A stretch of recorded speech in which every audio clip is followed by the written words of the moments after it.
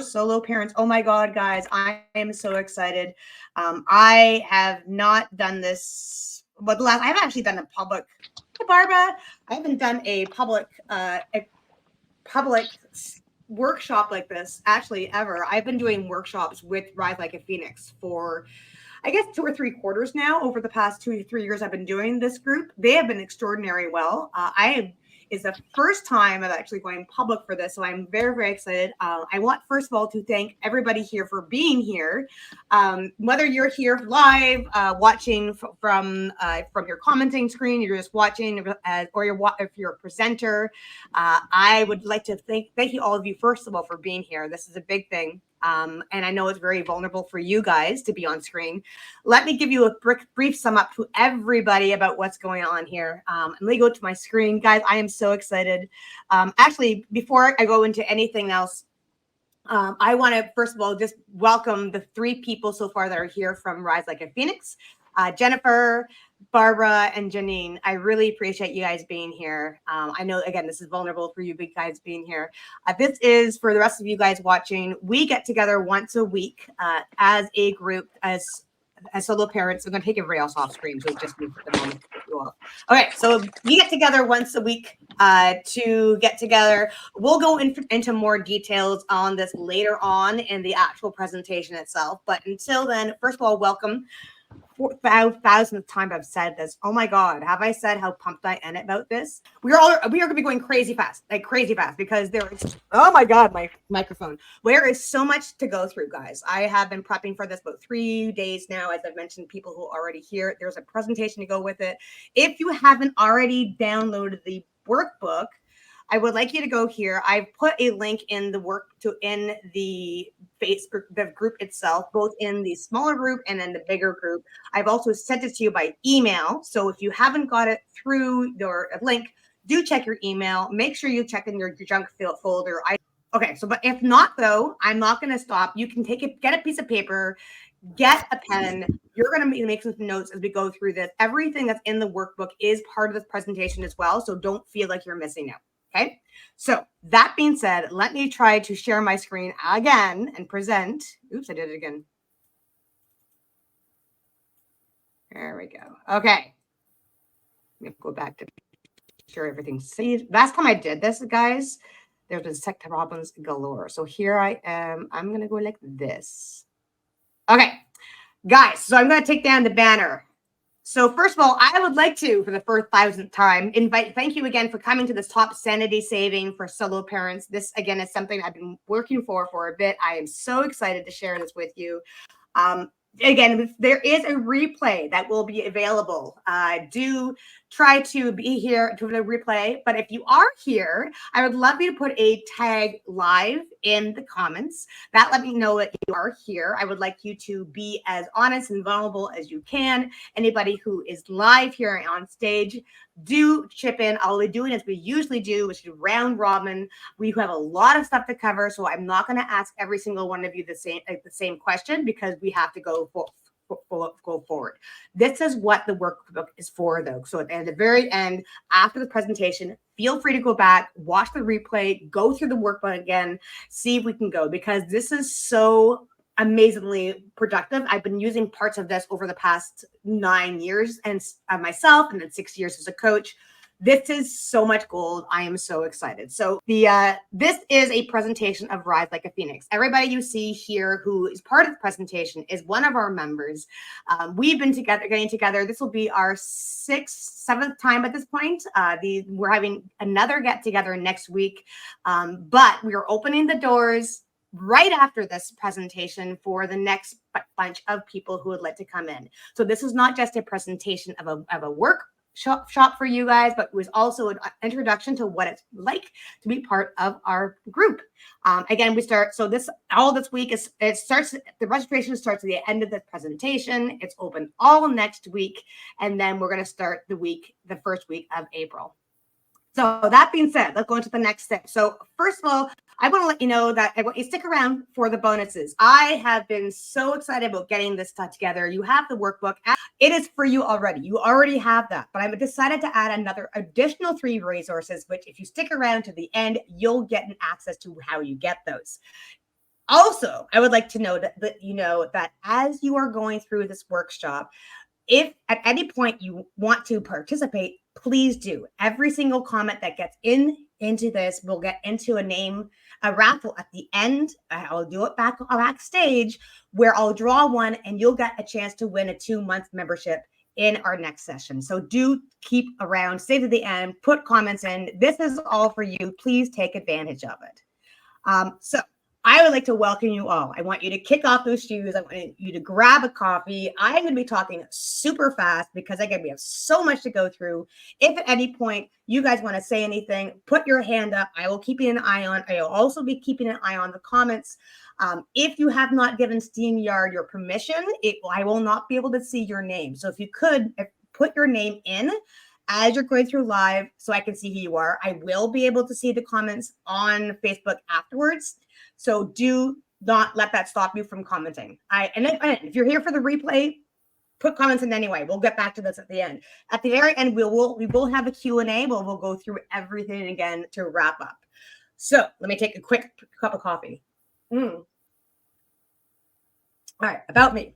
My name is Sarah Gallagher. I am a widow and a solo parent for a while now. I have been a widow since 2014. It's coming up on 10 years now, actually. April 26th is his death anniversary. He died unexpectedly, leaving me behind when I was 37. He was 40. My son was 2.5. Thankfully, he was too young to know any of the trauma that happened at the time.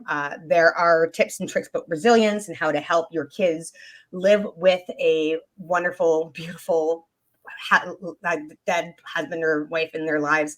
I'm not going to get into that right now. I want you to know that I have been a widow since 2014. I've been a coach since 2018. I have a solo mother of 2 kids for over 9 years now. My daughter came after my husband passed away. Before I was a coach, I was project manager, specifically in educational publishing. I've been putting together, developing and producing online courses, print courses for over 13 years now in educational publishing, 7 additional years as a project manager before that. But since my husband died, I have pivoted. And since then, I've been trained in trauma-informed practices, into grief-related stuff, into CBT stuff, everything that's out there. I've been gobbling up. I'm still gobbling up things. I've been dealing with solo parents and their kids for so long. There's so much I can tell you from not just a professional experience, but personal experience, which is why I have such a holistic way of dealing with things. I would like to let you know I am not full of false condolences. I don't sugarcoat things. True empathy for me isn't false condolences or false promises. I don't know how often you've heard this of I'm going to be here for you and then people don't show up. I am here and I want to make sure that people know that and that they're part of the group. They know that they can get in touch with me at any point. So I will be there for them, whether they need that or not. Knowing someone's in your back pocket is truly something that's very important. And not also to know my work is very heart-centered. It's also very action-based. So I'm not just going to be here calling you therapy stuff. I'm here to actually say, okay, I understand and I am here for you and I get it because I've gone through this, but this is how you can go forward. This is what you can do. And this is what this workshop is about. My approach because of that has been grounded in real life experiences and it's been proven effective for over 6 years now in providing genuine support and understanding for dozens, if not tens of dozens of people in my private coaching, but also hundreds and hundreds of people in the groups itself. I would like to see you as part of that in this workshop. What you can expect today, we're going to explain about who you are, what this is, who this is for, what you're going to get out of this. We're going to go through the workshop. We're going to have the bonuses. And then at the end of it, the floor is going to open for Q&A. The workshop breakdown, just to let you know, if you haven't got the workbook already, again, check your email, check the links I've put in, all the things I can find. If you don't have your workbook, that's fine. Grab a piece of paper and a pen or a pencil, and we're going to go through. So the exact sections that we're going to go through your syllabus is how to understand your needs, your morning routines and daily goals, your monthly check-ins, your accessing outside support, your overall mindset adjustments, which I think is extremely important. And then I'm going to go into the bonuses, which includes explaining what this Rise Like a Phoenix group is. And then we're going to open up for Q&A. If anybody is around from the group, I would love it to know if you want to bring up anything at the very end of this as well. And again, I'm here at any point. If you want to put your hand up, I'm here checking back again. If anybody has any comments. Awesome. Good. People got the workbook. Woohoo. Okay, that's good. All right. So who is this for? This is for solo parents. Especially those who are widowed. This is applicable if you're just a solo parent. Now, I want to be very specific here, though, and I want to put this caveat out there because as widows, and this is because most of our group is widows, and this is what Rise Like a Phoenix is for widows, even though this workshop could be more, it could just be solo parents. Solo parenting is so much different than single parenting. And I have to make that caveat because it is something we are so passionate about. There is a huge difference if you are doing this 24/7 without any backup. And I don't just mean having another parent around, which is a huge thing. And I don't just mean dropping them off on weekends for the other parent. We can't do that, right? It is just us all the time. For a lot of us, that doesn't even necessarily mean, here you go, that's better. I think that's not working properly. Whatever. It's not just meaning we don't even necessarily have familiar people. We don't have our family to hear. We don't have our support network that we thought we used to have. We're just solo. Okay. So I want you to got that caveat. This is for people who are I'm just going to go here. For people who know that self-care is vital, but you constantly have problems with neglecting it. And you also have problems prioritizing your own needs. As moms, as solo parents also, we want to make sure our kids are okay. And we always put ourselves on the back burner, which I don't necessarily think is the best. And I know you don't know it's not the best thing for you to do either. And this is why we are here. This is for people who are seeking practical strategies and who are also craving community support. Who this is not for are people who are refusing to acknowledge their own strengths, who are not ready to commit to change, who are unwilling to prioritize self-care. This is so important. You have to be able to say, I'm going in. I want to make sure that I am doing that. And again, we're going to go through exactly how you can do this. If you're not ready to move out of your self-isolation bubble and because you're closed off to community, because you don't trust anybody, this isn't for you.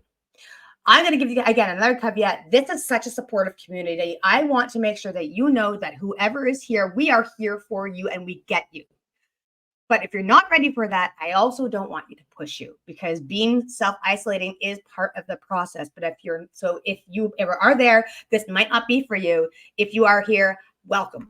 Welcome, welcome, welcome. If you want to even give it a try, I'm here. Okay, so let's go into the first thing. So self-care myth, the filling your cup myth. Self-care doesn't mean indulgent bubble baths. It doesn't mean going out for haircuts. It doesn't mean to go out for the spa because you know what? We can't do that as solo parents. It's practically not possible. Even trying to find 5 minutes of your uninterrupted time, it can be ridiculously tough to do, especially if you don't have backup. Right. So I want to make sure that if you say, if someone comes up to you and says, okay, just take some time to yourself, you're going to go, what? What are you talking about? I don't have the chance to be able to do this. How am I supposed to? So I'm going to go more about how we can fill your cup, and we'll get into that a little bit later in the actual program. But I want to explain to you, and you probably know this too, what happens if you don't do this, right? You become stuck in a rut. You get to the point where you just become self-defeated. I can't do this anymore. So your self-doubt creeps in. You start losing your patience. You start losing your energy. Like it's all combined, right? If you start losing that, then what happens?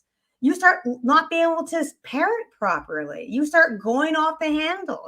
Because you can't think straight. You can't really understand what your kids are saying. So your communication goes downhill. And then what happens then? You feel like your life is spinning out of control, which we don't need because we're already feeling that way because grief has already put our life into tailspin, right? Which is why you are here now. And so what happens if you do? Right? What happens if you do? What if you know how to carve out these moments of peace and sanity, even amidst the chaos? We're going to help you find those moments of peace. Okay. You're going to become more patient. You're going to be more present. You're going to become more emotionally available for your kids. And you're also going to know how to start meaningful conversations. You're going to share laughter, and you're going to create these positive memories together, which again, are so important because memories is what you have. And I want to step in here really quickly for the solo parents here who are also widows. You know that having the memory of your lost loved one, let me go back up, so you can see me again, your lost loved one, of knowing that you are there for their kids as solo parent, but you're also incorporating memories of your deceased husband or wife. It is so important, right? These are memories that you want to do, and this is why you are here today. All right, so going back to the presentation again, I'm going to bring everybody back in. So we're going to start talking about the actual work itself. So I'm going to go around the corner, and then I'm going to go into, as we usually do on our programs here, as we're group meetings, I'm going to go around and do a quick check-in. And how we do this is we're going to understand our needs right now. So we usually do in our group meetings, we do something called MAPS, which is we go over how we're feeling mentally, emotionally, physically, and spiritually. I would love to get into that with you guys, but because this is a workshop, I'm going to break it down and make it really quick. Really quickly, how I am doing right now. I'm going to be talking about my special needs and what our needs are right now in this particular moment in the workshop. So I know this is going to be a big question, but I want to ask you, what are the biggest challenges you find as a solo parent? And I want to specify specifically when it comes to finding your own triggers, when it comes to making that self-adjustment as a solo parent. And I'll start first. My biggest problem, and I struggle with this all the time, and I mentioned this before too, is trying to prioritize myself over my kids. And I realized this when I was picking out all those different activities you can do for like the parks and recreation, the after school programs. I had everything ready. So in Toronto, what we have is that every quarter or so, when registration opens up, all the people are like pressing refresh on their keyboard to make sure they're getting into the program they want. I made sure all my kids got into the programs. It wasn't until a week later, I'm like, oh my God, what about me? Like, I can find a time that I'm doing something for me in that time if they have a program, and I don't prioritize it. And this is a problem I have continuously. I have to constantly do this kind of self-reflection, which again, we'll get into later, but how you can do this as part of your monthly checkup. But I'm going to stop there. I'm going to go through from top to bottom the way I see it right now. Jennifer, I'm going to ask you, what is your biggest challenge you finding right now as a solo parent? Being in two places at once. I have kids. They want to do two different things at two different areas, and I hate asking for help. And the kids usually either have to go a half an hour early to something so that I can get them in both places, or they have to ask a friend's mom or dad to take them. But that's the only way we've discovered it. Or they just can't both do an activity on the same day at the same time. Absolutely. So that's my biggest challenge right now, is just figuring out either how to ask for help or how to be in two places at once. No, I totally get that. To kind of break yourself apart, so that it does. I mean, like, my kids are younger. I know your kids are a little bit older, but when my kids are younger, even to this day, I'm bringing them both with me. Kids are 12 and 7 respectively. So my son will have a program.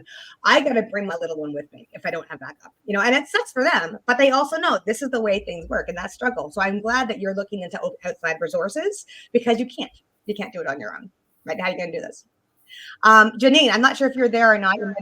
She's there. Janine, what is one of your biggest challenges right now as a solo parent? I mean, this is new for you, but like, still, like, it affects you. Yeah. Right? So biggest challenge is I have a 16-year-old on the autism spectrum, and I don't have any support really. He's pretty isolated, and family is not willing to support. So it's a lot on me, while trying to not impact my daughter's schedule. So I'm driving my daughter everywhere every day to keep her life somewhat normal, and trying to be an ABA therapist on this part-time. It's pretty tough. It's really tough. Yeah, that's Yeah. a lot. That's Yep. a lot. especially when it's just you. And I mean, I get that too. Like, I don't have, my daughters are not, my daughter and my son are not on the spectrum. But my son does have ADHD, and he has extreme anxiety problems, and he has like all these other like learning disabilities. And you try to be their advocate as much as possible. And that's exhausting in itself. Right. So you're trying to take all care of all the things on top of that. That's a lot. So thank you very much for sharing. Barbara, did you want to share anything about yourself, about what your own biggest challenges right now? So, in addition to what Jennifer and Janine have stated, because I have the same challenges, but in addition to that, I feel my kids are 14 and 16. And so, whenever anything was happening in our home, I would be like the first line of, okay, kids, let's go, let's do this, let's do this, let's do this. And usually they wouldn't listen or they wouldn't get out of bed. And so my husband was always the second line of attack. So he'd be like, okay, we're going to be turning off the internet. So now that I have the control of the internet, they don't really see it as mom, as decision maker in the house. And I just keep getting the headbutting arguments of, but why? No, I'm doing something. And every other excuse in the book. Yeah. So that's my challenge, trying to maintain authority of a 14 and a 16-year-old who they think that they have their own lives under their control. Yeah. Well, that's another aspect right there, the teenage herd, right? Trying to like balance like how adult they really are, and how do you fit in yourself as a parent to begin with, let alone like how do you be the authoritative person and like the emotional understanding one at the same time. It's hard to do that, and like it's, yeah, I totally get it. And this is draining, right? And this is completely draining, in which if we're pushing all the time, we know that we're not going to get the support we need, because that all comes internally, and the kids have to be able to see that too. I think it's also a very, very big important too, because the more they see you doing this for yourself, they're going to pick up on it as well. And hopefully that means that these kind of exercises will open up that communication a bit more. So I want to go deep a bit more into this. So the next section, I want to talk about, we're talking about the morning routines and the daily goals. Okay. So I want to go into the idea of reimagining what it is like to have a morning routine and a daily goal. I think the impact of a well-organized morning and the rest of the day obviously makes a huge difference. I had a very big experience with this just recently, where I got up at 4:30 in the morning because my stupid cat decided that's when I'm supposed to wake up. He is probably the best alarm clock we have in the whole entire thing. And the problem with it is I woke up and I was like, ah. And so I was able to figure out what I'm supposed to do in the morning, because I'm usually such a morning person. Usually in the morning, I have like, this is what I'm going to do. This is how I'm going to go through it. Because even if I'm in that fog, especially during my early widow years, it was hard to get myself organized properly. So to have everything organized ahead of time made it so I was be able to get things better done, and I feel more control. I feel like I have an idea of things, and which means that if something goes wrong, I can kind of pick up the slack because everything's kind of set already in the kind of calm sense.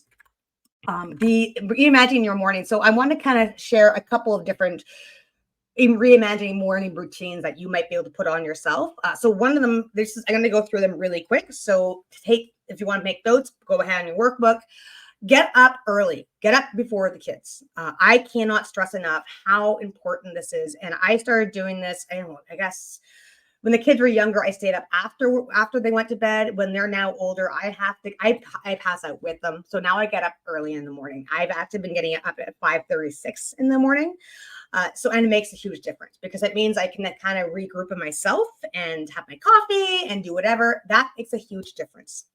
It's going to sound really weird too, but if you try to drink water first thing in the morning, and obviously throughout the day, but if you have a glass of water in the morning, it does restart your immune system. It restarts your brain. It restarts because and that affects your mood. Haven't been drinking all night. That's hours you've gone without any kind of rehydration. It really does make a huge difference if you just take that glass of morning in the morning. I want you to be gentle with yourself. So if you wake up and you find that you're in a grumpy mood, I want you to know that it's okay. You can do things even though things might work out. You have to be okay with you. If you are feeling in a bad mood, I recognize it. And that also means if you freak out on your kids for whatever reason, because you haven't had enough sleep, you can forgive yourself, and then you can tell the kids, listen, I freaked out, this is why. And it's all about repairing. But again, hopefully that resource I sent you about how the simple things you can do to help with that will kind of counteract that. We can go over a whole bunch more things, but I don't want to get into that right now. I want to be able to tell you, I want you to start thinking about how you can reimagine your mornings. At the very end of this, I am going to give you a bonus about how to start a morning routine that involves your kids. He'll have a general idea. Actually, no, I'll get into it more when we get to it and then get to the end. So stick around. I'll explain more about how you can integrate this with your kids as well. Because, sometimes you are doing yoga in the morning and they walk in. Today I was trying to meditate and my kid walks in and like, I will listen to my videos while you're here. So I'm going to do a round robin again for a morning routine makeover. So I'm going to open up the floor again to see who would like to answer this first. So what is your primary, what is your primary challenge in the morning routine as a solo parent? Jennifer, do you mind going up again? Like how would you, what's your primary challenge? And just stick with that one. What is your primary challenge? I guess it's the same thing. It's getting, because they go to two different schools and getting them there. So it's we do this little balance of sometimes my son comes with us and he has to sit in the car for half an hour, and sometimes I do the extra driving of drive my daughter and come back and get him and then drive him to school. But the biggest thing that has helped is them packing their backpacks at night. So they fill their own snacks and they make sure they have all their homework and everything. When they do that at night, it makes the morning so much easier. That is awesome. How do you get them to do that? Like, how do you motivate them? I don't know. I just made a rule and they followed it. Good for you. So you stick to your boundaries. Sometimes. Oh yeah, totally. That's the other thing too. Like, choose your battles. Like, is this really worth fighting over? We do a lot of natural consequences, but I have been known to drive back with a forgotten book or drive home to get the art project. So, but yeah, my kids don't eat breakfast, so that's a lot of time we don't have to deal with in the morning. Right. And they're also older and they like to be prepared. And so that makes it all pretty easy. But I don't know if it's because they're also on the autism spectrum, but if it's their rigidity and here's the rule and here we follow it and this is what we do. Yeah. And so that makes it easy. It's when things are different and they have to go a different way or something, that's when the challenge is sort of any disruption to the normal routine causes a major disruption. Okay, so that's a challenge right there, right? If you have a routine already set. One of the things you could think about too, I'm sure you've already done this, was if something does come up, do you have a plan B? Do you have something how do you preload that ahead of time, like anticipation of that? Yeah, we do a lot of this is how tomorrow's going to go. This is what we're going to do. We're going to do A, B, C, D. This is how it's going to work.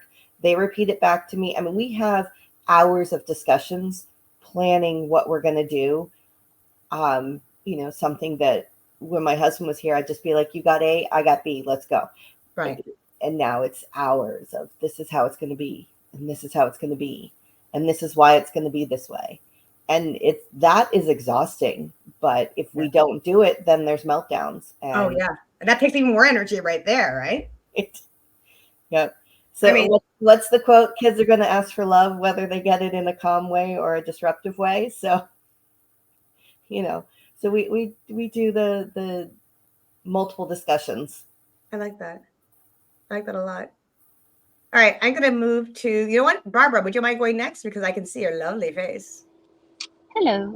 Hi.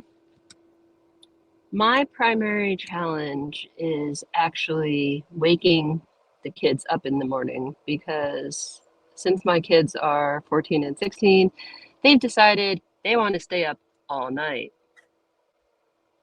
Oh my goodness. So they want to be sleeping. And considering right now I've got helping hands cleaning out my house, they Yeah. are all in, they're both in my office. One's underneath my desk sleeping, and the other one is by the door sleeping. And It's literally. like literally. And I'm like, Wow. that's why I'm in my yurt. Turn on the heat and let's go. But trying to get them to actually do the online schooling is the challenging part. They haven't logged in, even though they said, get us to online homeschooling and we will do it. No problem, no questions asked. Here we are. They aren't even logging in. And so that's my challenge. That's interesting. I think I kind of relate to that in the sense that when the COVID happened, my kids had to, well, I'm sure everybody had to move online for schooling. And at this point, my kid's in grade, oh my goodness, how is it, grade 4, I think? He's in grade 7 now. So yeah, grade 4, I think. Oh my God, it's been 4 years already. Anyway, but he would be playing, he's supposed to be listening, like he's online with his class, but he's playing Roblox on another tab at the same time. And he's like, oh mom, I'm paying attention. I have ADHD. I have to like do both things at the same time. And I'm like pulling like BS on this. But I have to work at the same time, right? There's only so much like you can kind of do.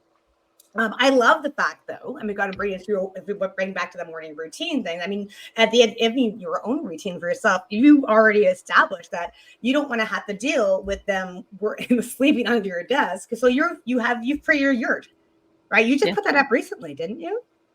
Actually, we put it up during COVID times Oh, did you? because we couldn't I said I needed somewhere else to go because my husband had the office. Yeah. I was into general population, so wherever the kids were doing school online, I was there. And my mother, who had dementia, was living with us. And so every time I would get on a conference call, she thought I was talking to her. And it was just maddening. And whenever the kids had lunch break, I, of course, had like some crazy work meeting where I actually had to pay attention. Right. And it just wasn't working. And so husband built the platform and we got this lovely little yurt. I love it. You know what I like about that? The fact you create your own space. And I think that's really important, especially when it's just like us with all of the kids and everything. There's an idea like we have to have the door open for them and we're here for them 24/7, but that is exhausting. And I like the fact that like I think it's really important that you have a space to yourself. Like even if I know my kids know that I do my yoga first thing in the morning, at a certain point, and they know, and if they come in to bug me, I'm going to ignore them. And sometimes they still try, but that's created my own space, even though that's there. And it at least it's in my own mental space. Right? I don't let them in. Even if they walk into the room, I don't let them into my space. And you have physically done that for yourself, which I think is amazing. How has that actually helped you with getting your calmness that you need throughout the day? It does because they don't come outside. They don't bother me. I mean, sometimes they'll message me and say, I need this, I need that. But Yeah. other than that, it's been a good place. But honestly, I haven't really been in the yurt since my husband passed. Oh, that's not. So My it's been goodness. 6 months, and this is the first time that I'm actually having a meeting in the yurt. Oh, wow. Well, again, thank you for feeling vulnerable enough with us to do that. It also means that means that your yurt is your safe space, right? Yep. That's amazing. Oh, that's so good for you. I'm really, I think you should give yourself a pat in the back for that. That's you are moving into yourself, your own self space, which is so good. Janine, I see your lovely face. Did you want to chime in? Sure. Yeah. So the challenges for the morning are that my husband used to always do mornings. I'm not a morning person, so he had his routine, and it was very hands-on from waking the kids up to giving them like 5-minute updates and countdowns and mobilize. So it was very intensive. And so that's Right. what they're used to. And I've had to adopt it, or I just can't get them moving. So it's a really exhausting process. And they've just grown accustomed to it. So you're waking them up, you're like giving them a play by play, like 2 minutes left, get in the car now. Do you want me to, like, it's just so hands on, but I don't want to change anything at this point because it's Yeah. still too fresh. Yeah. So I'm just freaking exhausted. That's all it is, because I'm not sleeping. And it's Yeah. just this production, this hour long like gong show in the morning that they expect. Well, and I'm going to ask you that kind of flips it, because that flips it on its head that we're talking about mornings. But what if you're not a morning person? What if you have to do whatever you have to do in the morning to get by, but your time to yourself to make yourself more manageable for even to I don't know whether you take it as a regrouping or whether you take it as let's get yourself going for the next morning. How do you take time to yourself at the evening then, if to flip it? So instead of Yeah, but it's just then I'm such a night owl that I stay up so late, and I don't want to go to sleep because I'm just so happy to be alone. right. Do you put a timer on for yourself then? No, Okay. Do you think that would help? Would you I don't know. listen to it? No, no. You know what'd be interesting? I don't know if you can do this for adults, but I know for kids, again, not my kid actually listens to it, but you can put limits on your screen time. So it'll just stop. Like, I don't know if are you scrolling mindlessly on your phone? I'm just assuming that's what you're doing. No, I'm talking to somebody. Oh, that's good then. Yes. So that's productive. I mean, that's supportive right there. Yes and no. Yeah, yes and no. Okay, what's the no part? I mean, I'm exhausted. But it's filling your cup, It is. right? And especially if you need that support right now and you're not getting it, if you're getting it from a community, from a connection, Yeah, that's filling your cup. it And I is. think, It is. but yeah, again, pat yourself on the back for doing that. I mean, stop. Yeah, stop. Like, you can be tired in the morning, but you've done something that you can Oh yeah, for sure. go forward, right? Yep. Yep. That's awesome. Mm-hmm. All right, so I'm going to keep going. So this is, again, it doesn't look like there's many people here that I can't see anything in the comments. Oh, private chat. Somebody talking to me? Oh yeah, you're there. Okay, there we go. Nobody's actually here. That's just fine. But people are going to watch more of the replays half the time anyway because of the timing. But I want to go to section 3. So the monthly shelf check-ins. I think this is really important because, I mean, again, I'm part of a project manager. So the way I see things is I have to have a kind of set schedule for myself because I have to have those milestones for myself, not just because that's my natural way of doing things, but also because I'm so creative, because I'm positive I have ADHD. I can go from the next shiny to the next shiny, which is why you have 3 extra resources, by the way, but also because I have to have these assessments. I have to check in with myself because if I don't, nobody else does. And this is why monthly self check-ins are important as much as they are for the daily things. And I also strongly say weekly if you can, but really for the monthly to say, okay, how are we doing things? Because we are the only person taking care of ourselves. And we know that. So having that set for ourselves really helps. And I'm going to give you some ideas of monthly goals. I want you to, actually go back to my broadcast. So I'm going to take you off for a second, guys. Okay, so I want to give you tips of planning and incorporating me times into your monthly routines. Like, one of the things I was thinking about, I have brought into, is taking a day to yourself. Let me go back to the stream there. Actually, no, forget. I'm going to say, so take a day for yourself. I want you to, it's going to sound really strange, but I mean, again, this is bringing your kids into play. If they have a bad day, if they're having a mental health day, I know it's so, if I really know that my son's struggling and he needs to have a mental health day at school, from school, because he just can't deal with it. And again, part of it is that he has a learning disability. So for him, having a spelling test is a big freaking deal. So sometimes if he doesn't feel like he's prepared enough, if he needs a monthly health check-in just to say, okay, let's get you up to speed. Let's give you a chance to kind of regroup. That means that he has enough time and energy for the rest of the day, sorry, the rest of the month to be able to keep in. I want you to be able to say to yourself that you also need that self check-in. I'm going to go back to here again in a second. I think it's also important that you have that self check-in to yourself. If you have to take a day off work, if you can afford it, I would highly recommend you do. Even if it's a sick day and you can, please take advantage of it. And again, I would love to be able to say, like, here, mom, they take care of the kids for a bit. I know she would love to do that. She's typically unreliable, so when she does, it's fantastic. But if you can kind of schedule that in, I mean, again, try to find that time to yourself if you can, because if it is just you, you got to find that time. Another way is to go eat at a favorite restaurant. And I think this is very important, especially for the younger kids, is to go to a place that you actually like the food at. Because I'm sick to death of McDonald's. I am sick to death of having pizza. I hate pizza to begin with.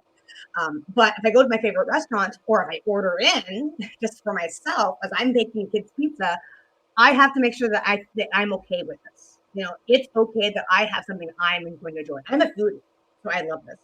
I also want another ideas for this is to also like go on a kidlit date and bring in that idea of spending that time one-on-one with them to recharge their batteries, get that connection time that you need with them. If you want, if maybe one time you have a monthly time for yourself. What if you did a quarterly kidlit date? So they need their attention too. They need, especially if it's just you and they're juggling, trying to get your attention all the time when they have their other siblings that they're competing with. Having you is important for them. And I want to bring it back a little bit to the daily things. Or like you can even have spend 10 minutes giving one of your kids 100% of your time. Just 10 minutes. Just focus on them. Don't look at your phone. Don't just take them aside, spend time with them, just them. And even that little check-in with them makes a huge difference. So I'm going to go back to more of the questions and answers thing again. If you're talking about a monthly self-check-in in yourself, I want to ask you. So now that we're talking more about what we can bring into yourself, it's a monthly check-in. How do you think you can prioritize one or two of these ideas, or even your own idea for a monthly check-in? And how can you incorporate this into your routine? And I want you to think outside the box right now. And I don't want to think about, even you can bring up something that you've done before that you want to continue doing and you want to prioritize in yourself. Or I want you to think of something that you can do that you haven't done before as a self routine. I'm going to go backwards this time to shake it up. Janine, I'm going to jump on you here. And if you can't, let me know and we can stop. I think we lost her. All right. Barbara, do you mind going next since you're the next in line? Sure. Thank you. Self-care, what does it mean to me? So basically, since the kids don't really talk to me anyway, I plan different activities for myself. So for example, tomorrow I'm going to decorate Easter eggs at the Ducre School of Art. And in April 6th, I'm going to go and do watercolor. And it's just me and whatever students are going. And it's not the kids. And they know that this is going to be my me time. Either that or I look on last minute appointments at the spa. Is there a massage that I like with my favorite masseuse? Can I go and do that? So I plan things randomly, or I might go on a date. Who knows? It depends on, what's cooking that week. So that's basically how I do it. That's awesome. And my kids are old enough so they can stay at home and do whatever the hell they're doing anyway. Right. Napping, playing online, doing whatever. So most of the time they don't even realize I'm not home. Well, that's what I was going to ask. Because again, I want to bring back in the idea of, my kids are younger, so they're on me all the time. The younger one is for sure. Having me time in the morning means that she's not jumping on me. She knows that, especially over the March break, I was working till 10, 10:30, 11. And she knows that I'm going to be ignoring her to that time. As soon as I'm done, she's all over me. Mommy, which is great, but it's exhausting. My older kid, I have to specially, and this is why I want to talk about the kidlet dates, because I think he needs one-on-time. If I don't open myself up to him, if I don't specifically say, we are going out to this thing, he won't go. He will stay on his line, online all the time. And I'm curious, is that something you've tried doing in the past? Is that something that you have found success in yourself? Try. I've tried. Yeah. But they don't want to leave the house. They don't want to go out to eat. They just want to do it at home. For my daughter, I suspect she's somewhere on the autism spectrum just based on some of the things that she does and whatnot. But like, I'll go into her room and she'll be playing with her hamster, and I'll hold her hamster and try to trim his nails for her, That's beautiful. But it's, a little bit of time where we can chit chat or what have you. Yeah. See, I think that's important too. I think you should recognize that that 10 minutes one-on-one with her, it makes a difference. I think so. Absolutely. I was reading. I've been doing a lot of. I'm constantly learning. Like, I'm always picking up new things. And one of the things I'm learning right now is about my teenage or becoming a teenage boy, and they're talking about the fact that they are going from concrete thinking, like what is here in front of me, to abstract thinking. And they kind of try to, like, how this could affect me later on. And they kind of jump back and forth. But the best time to be able to do this, to get them engaged in conversation, is when they're doing something else. Right. And you've obviously explained this. Like, if you're there with her hamster and you're cutting their nails, have you found that she's talking more when that happens? Yeah. It provides a distraction for her. Yeah, apparently they don't like talking to you one-on-one. Like, look at the eyes is a big thing. Yeah. Actually, I'm gonna break. I know we're kind of going to kid stuff, but for a second, but I think it's important to be able to acknowledge that the kids are part of this too. Jen, I'm going to reach back to you, because this is something we've talked about before and you've brought up before, which is the only reason I'm bringing it up now. But you've mentioned that one of the best times that you kind of connect with your kids and you have that monthly check-in and that self-care as a family connection is when you're in the car. Mm-hmm. Can you explain more about that again? He'll only talk to me in the car sometimes, to the point where we were having a discussion and he didn't want to talk about it, and we went and sat in the car in the garage. In the garage? That's cool. You didn't want to go anywhere. I didn't have shoes on. I was in my pajamas. He was in whatever he was wearing. He sleeps in his clothes, so he always looks the same. But we sat in the car to finish the discussion, and my daughter came in the garage looking for us, and I'm like, not now, go away. And we were having a very serious conversation. My daughter will come to me and take my phone away from me and say, look me in the eye, we're going to talk right now. So she'll be like, for her, get it away. So she will when she needs me. Yeah. I mean, I get a little bored sometimes because she has to repeat everything 17 times. Oh my God, tell me about it. And I'm like, you had my full attention for the first 3. I know. I think that honestly, it comes down to the concrete and abstract thinking again. Like, they're just trying to drill it into their heads. They understand how this works, because apparently it's almost like it's a practice thing for them. So the more they do it, the more it gets into that abstract thinking, so they can dig into it in stressful situations.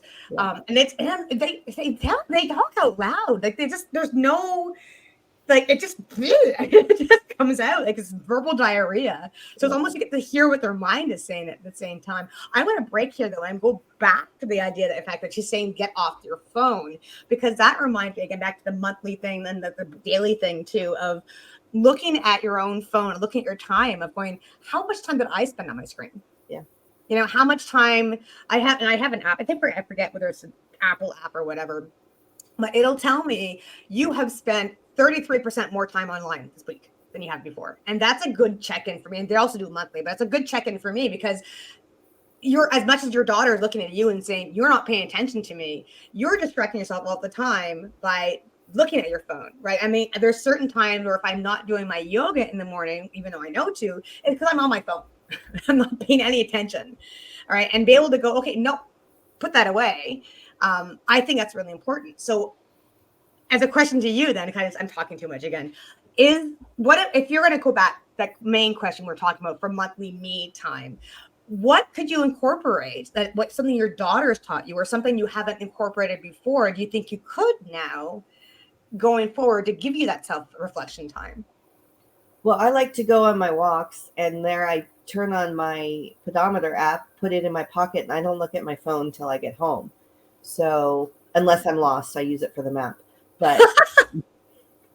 But like they'll text me and they'll call me and they'll be like, I'm like, I didn't hear you. I was out in nature or talking with my friend while we were walking, and my phone was there.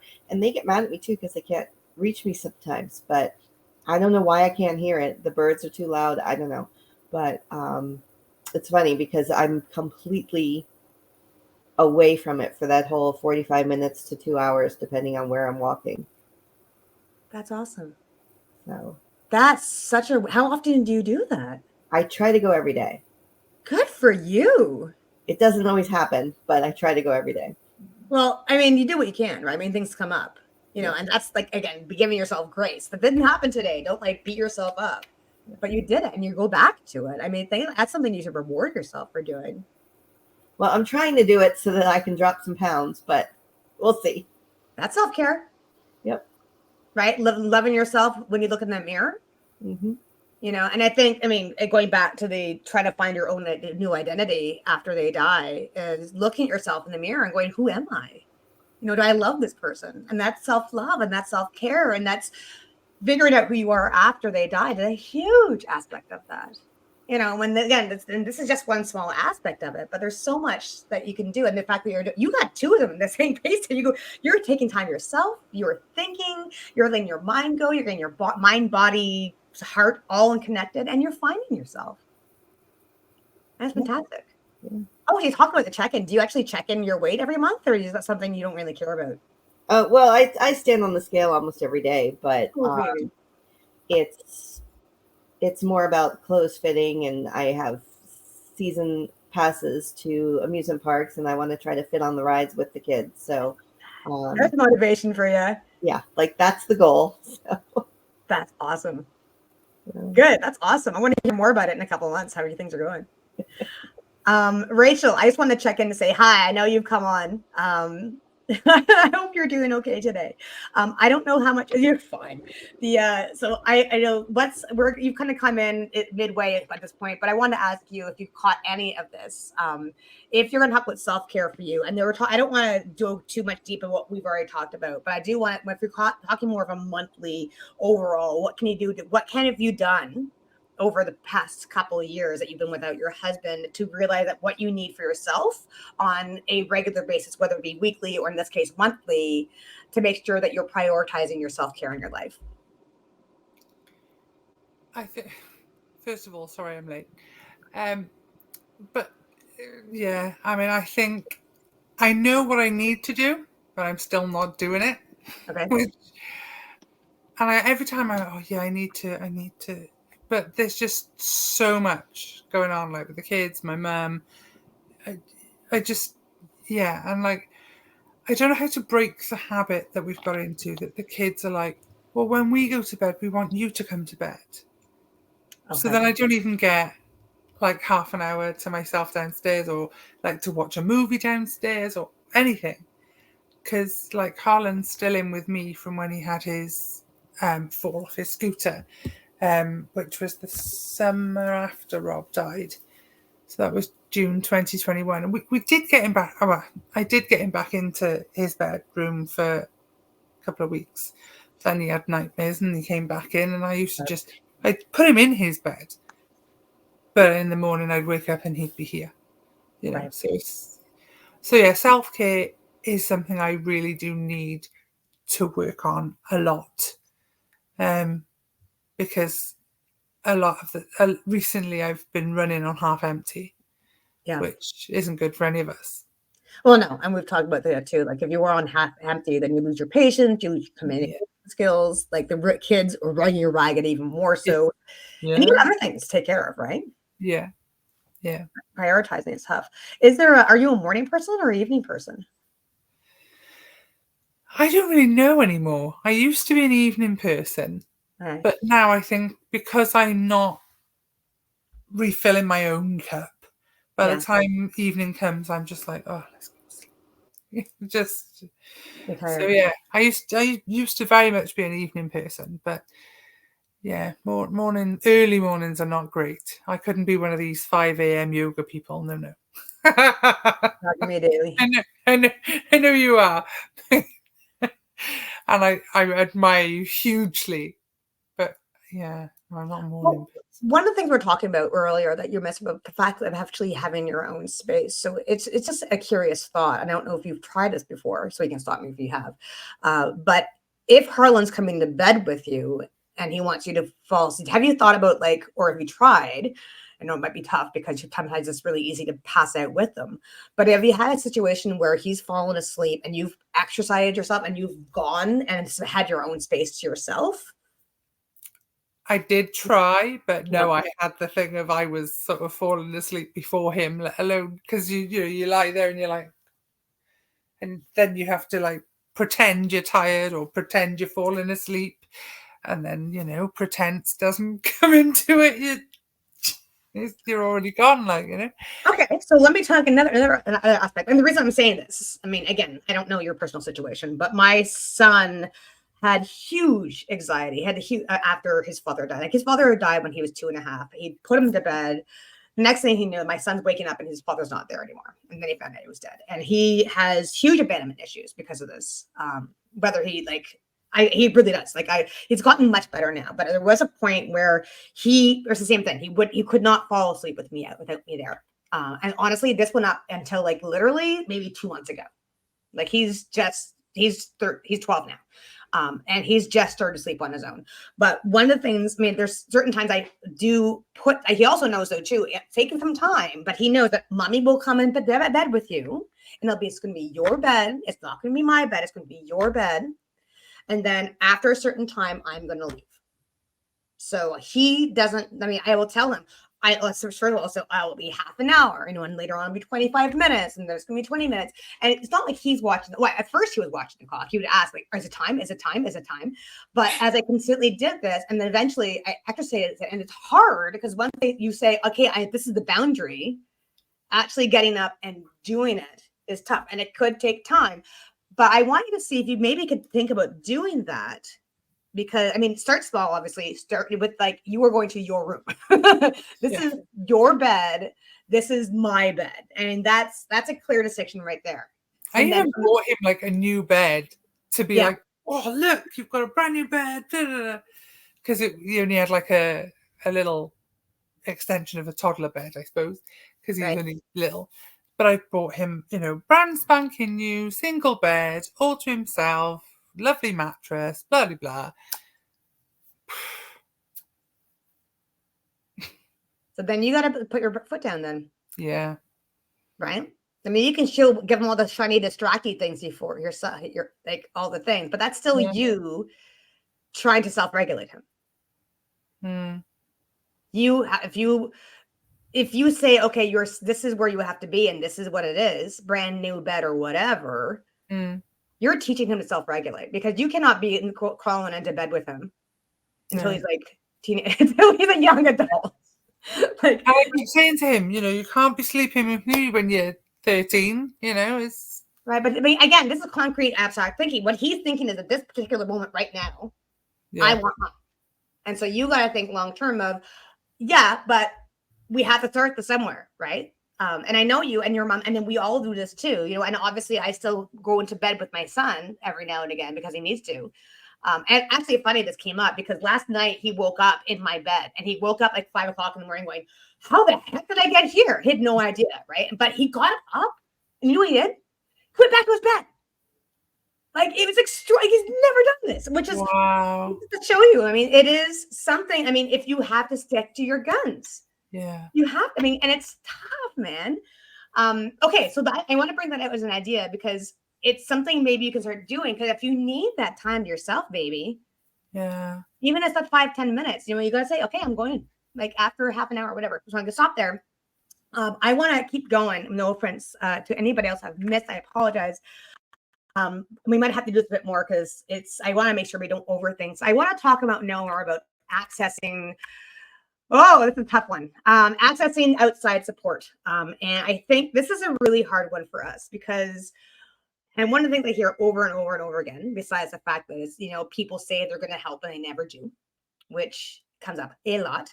Not to say that everybody doesn't help. There's some people who actually will help, and they do really care. But then the next question is, do we know what to ask for? Do we ask for help to begin with? Like, having to say, I've done this. And maybe it's because we're so used to doing this with somebody else, and I can do this on my own. Maybe it's because there's just so much, and we don't know how to prioritize people to give us help. Besides, like, the 5 billion like food train frozen lasagnas that we get at first, right? But learning to ask for help is very important. And then it's the aspect of creating a new village. And one of the things I want to talk about, but there's a couple things I want to talk about. The first one's really easy. It's this, and I want you to think about other things that maybe you can bring it in as well. But actually finding services that maybe you can pay for, or you can find in kind to be able to help you out. And this is going to sound, I know it's tough, because now all of a sudden your income sometimes has dropped, obviously, because you've lost somebody. But trying to find that there's the money aspect, but then there's the time that you save, but also your mental headache and your sanity, which is so important. The two things I really found really helped me was to get a cleaning service. I found that invaluable. Just even they come in once a month to do the freaking bathroom, to sweep, and to do the things I don't necessarily see because I came here all the time. And then they go, oh my God, it's done. And maybe you're at the point where you have so much stuff that you can't do this. Bring somebody in, help you go through the stuff, and make sure that you trust them, and that you're there with them, or at least you can go back to them afterwards and say, I want you to fix this better, or whatever. But find an outside service maybe that can help you tackle that, because it's a lot. Another thing that I swore by was getting a delivered meal kit, because I couldn't think properly. I was working all the time. I was going to work. I was coming home. I would pick up the kids, bring them home, trying to figure out what I'm going to do for mealing. And I have like a meal planner thing that I can give you guys if you ever want it as well, which helps. But for the longest time, I just relied on a meal delivery kit. Like I don't know if you guys like HelloFresh. We have like Good Eats. We have a whole bunch of different out there. Obviously, it depends on your budget and what your kids eat. But if it's something you're worth trying to get into, I would highly recommend trying a food kit, even to see if it helps you for the day to day. So there's also some outside resources there. Oh, and then on the back sense, those services also means finding babysitters, so you can go out and spend some time to yourself. So and this also means somebody you can have on call that maybe you're paying. So if you're late picking them up after daycare, for instance, you know that you can rely upon them because it's just you. And we'll get into like who you can trust in your village later on. But when it comes to actually accessing services, I'm just going to pull somebody at random here and ask them whether they've actually invested in an outside service and whether it's helped them and how they've helped you if you've used it. I'm going to pick. Actually, does anybody want to put their hands up if anybody's tried something? Oh, Janine, go for it. Yeah, I'm a big fan of services. My cleaning lady just left, so I used to do every 2 weeks before, because we both had home offices, but now she's here every week, and she also is a personal organizer. So when I have the strength, I'm gonna have her help me with his desk and his closet. I'm looking at it right now, and it's such a bloody mess. Mm-hmm. And then I'm asking friends now that like no family will help me with childcare, which is a big frustration for me, but friends are. So I've got my daughter going to her friends. My son's going to go to his friends today, so I'm really going to lean on their friends to get me some relief. Because I really need it. I really need a break from them, especially after like taking them on a week vacation. It's just so intensive, and I need some separation. Other self-care, I have a hot tub and a sauna, so most nights I'm sitting in the hot tub with a drink And I have a lot of therapists and a lot of friends, and try to have friends over to my house, which is great. Yeah. Because the kids just hang out in the rooms. And also when my daughter gets really clingy, I do set limits. When she wants to sleep in my bed or she wants to hang out with me, I say, like, okay, no, mommy needs time alone, and I will go in my room and lock my door so that they can't come in. um and yeah, it's just having the space. I This is my first day back at work, so my other self-care habits, I do yoga once. Oh, this is a different question. No, it's fine. It's fine. Services. You're fine. Yeah, no, I do yoga once a week, but I'm gonna be struggling. I was great with self-care when there was two of us, but yeah, I don't know how I'm gonna fit stuff in. But I do a meditation on Tuesday nights, like in between while I'm dropping off a kid. If I can squeeze in something in the half an hour, like a lot of stuff is just sitting in a car. What can I do while I'm sitting in a car waiting for a kid to come out of a program? You know what? I honestly, I mean, and you might be able to reflect on this as well, or if you've already done it or not. But when I was going through the first year of my grief, and I just needed a break. What I would, because I was going, I mean, taking care. Again, I was the only widow I knew at 37. I was the only sole parent I knew at all. Right? I mean, again, solo parent being different than single parent, and I just needed a break. I just needed to grieve. Like I was just so busy, I couldn't even breathe. Like I just had to just like react to everything. So I signed him up for everything I could, like any kind of activity. I just threw him into it. So that means that somebody else is taking care of him for the half an hour, whatever. And I could sit there and you're in the car. For me, I was like wherever. I don't drive, so whatever space I could find, and I just grieved, or I thought, or I just did nothing. And that was such a relief right there. I used to do things like, again, I don't drive. So I was able, when I took the bus in, it took me about 45 minutes to get to work. I would just take that time instead of going and just for me. So you have to do those things. Like just find those little spaces. Yeah.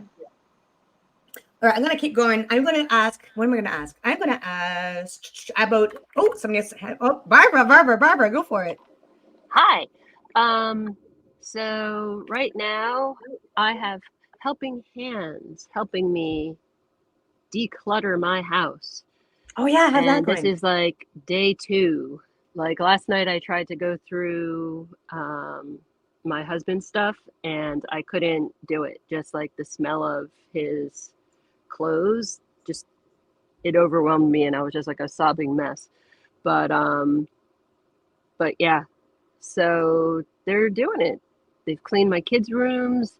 They're in the process of cleaning my room and the kitchen, and it's just great because we don't have to. They even took like the bags and bags of laundry from the kids and they took it to a laundromat and they're washing the clothes for me. So I don't have to do it. That's amazing. Do they put them away too?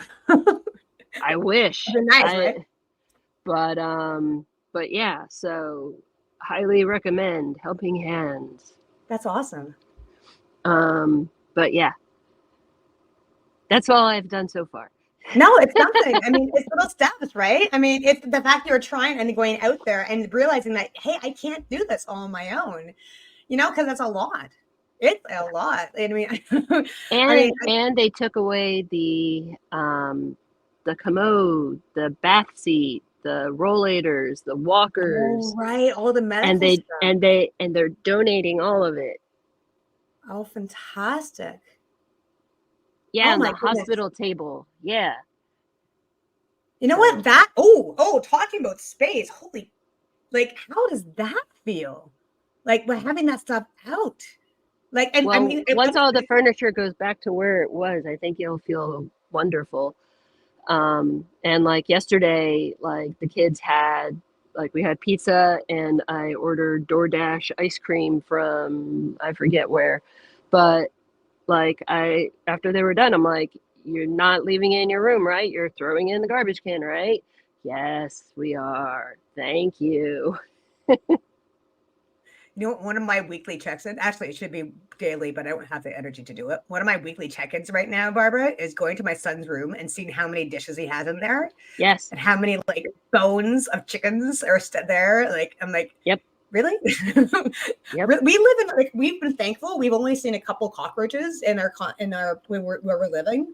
But I don't want to make any more, dude. Can you just please pick up your shit? Like right now, I have a fruit fly infestation in my kitchen, and I'm trying to find the source. And we've thrown out everything and anything. So now it's like, where are they coming from? You know what? Yeah. There you go. If I can find a fruit fly service to come in and figure out where you are. Oh my God, I tell you. You know what? It reminds me, I mean, again, not talking about space and everything. I've been rearranging things here because I've had my own personal upset recently, which I've had to kind of rearrange things for my own personal headspace. And I've tried rearranging my living room so many times at this point, and I'm really good at doing it for other people. Like, even when it goes down, especially when it comes down to going through all your late husband's or wife's stuff, like, it helped having someone there emotionally to help you, but also like practically to help you get through, I think it's very important. But when I kind of back to my living room, I was looking at it, I'm like, I can't figure out what to do with this. So I put a call up. I'm like, can somebody else please come? Because I can't do this. Like, I want this so badly, and it's really messing me up mentally, but I just need someone to do this. I mean, and then that's why, I mean, thanks for me for having like the cleaning service. Because I can look at it and be, oh, it's a brand new place. I can start again. I can try doing this. For you, Barbara, it's like having that space to having all the stuff out. I mean, I haven't gone through that personally because everything was in the hospital for me. But that's going to be so relieving on such a mental space. It is. It is. You know what? I'm wondering too whether that's going to encourage the kids to come out of the rooms more often as well. Probably. Hopefully. Yeah. Awesome. Okay, I'm going to keep going. I'm loving this, guys. So, okay, the other thing I want to talk about is the fact that I want you to think about creating your new. Oh, that's somebody else. Did somebody else come in? No, that's somebody else. That's from ages ago. The talking about creating a new village, and I think this is really important too because.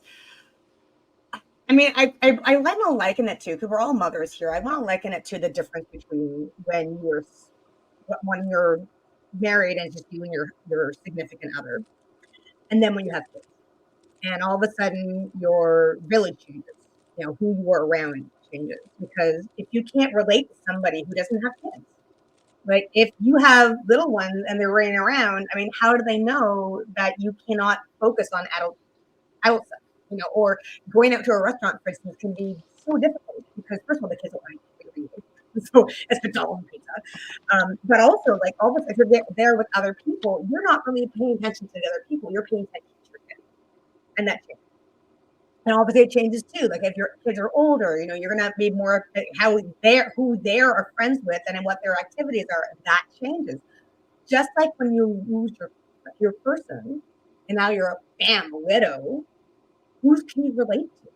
Like, who can you trust? Like, who can understand what you're going through, which is so why creating your own village is so very important.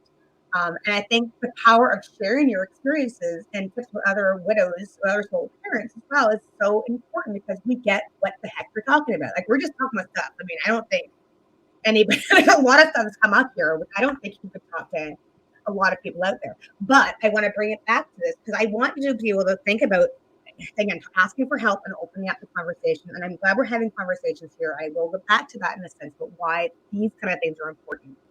But thinking about your own situation. Do I have another slide for this? I think I do. Yes. Okay. So I want you to ask about two things I want you to ask about. I want you to ask, who are the people in your life right now that you can turn to for support? Now, I know it's very easy to think of who you can't turn to for support. I can say there's also limits to things too. Like, I know, for instance, I cannot rely on my sisters to take care of my kids because they don't have kids. They have no idea. They're good at leaving once every 6 months and take them overnight. But even then, they're like, they don't remember anything we did with them 6 months ago. And I'm like, you think? Anyway, and I can't call them up in a pinch. Like, they are not the people on my emergency contact list if the kids are sick. But who can you? Who do you know that you can rely on? That who can you call in to turn into for support reliably? For myself right now, I mean, I think things have changed again overall. Who my personal situation, my sure it's bugging me. The person I know right now in my little space, which is changing, my own little village, is the person across the street, my friend Sarah. I have religiously tried to make sure I'm in touch with her. I invited her over for coffee or for dinners with her kids. The kids are involved. My kids are friends with her.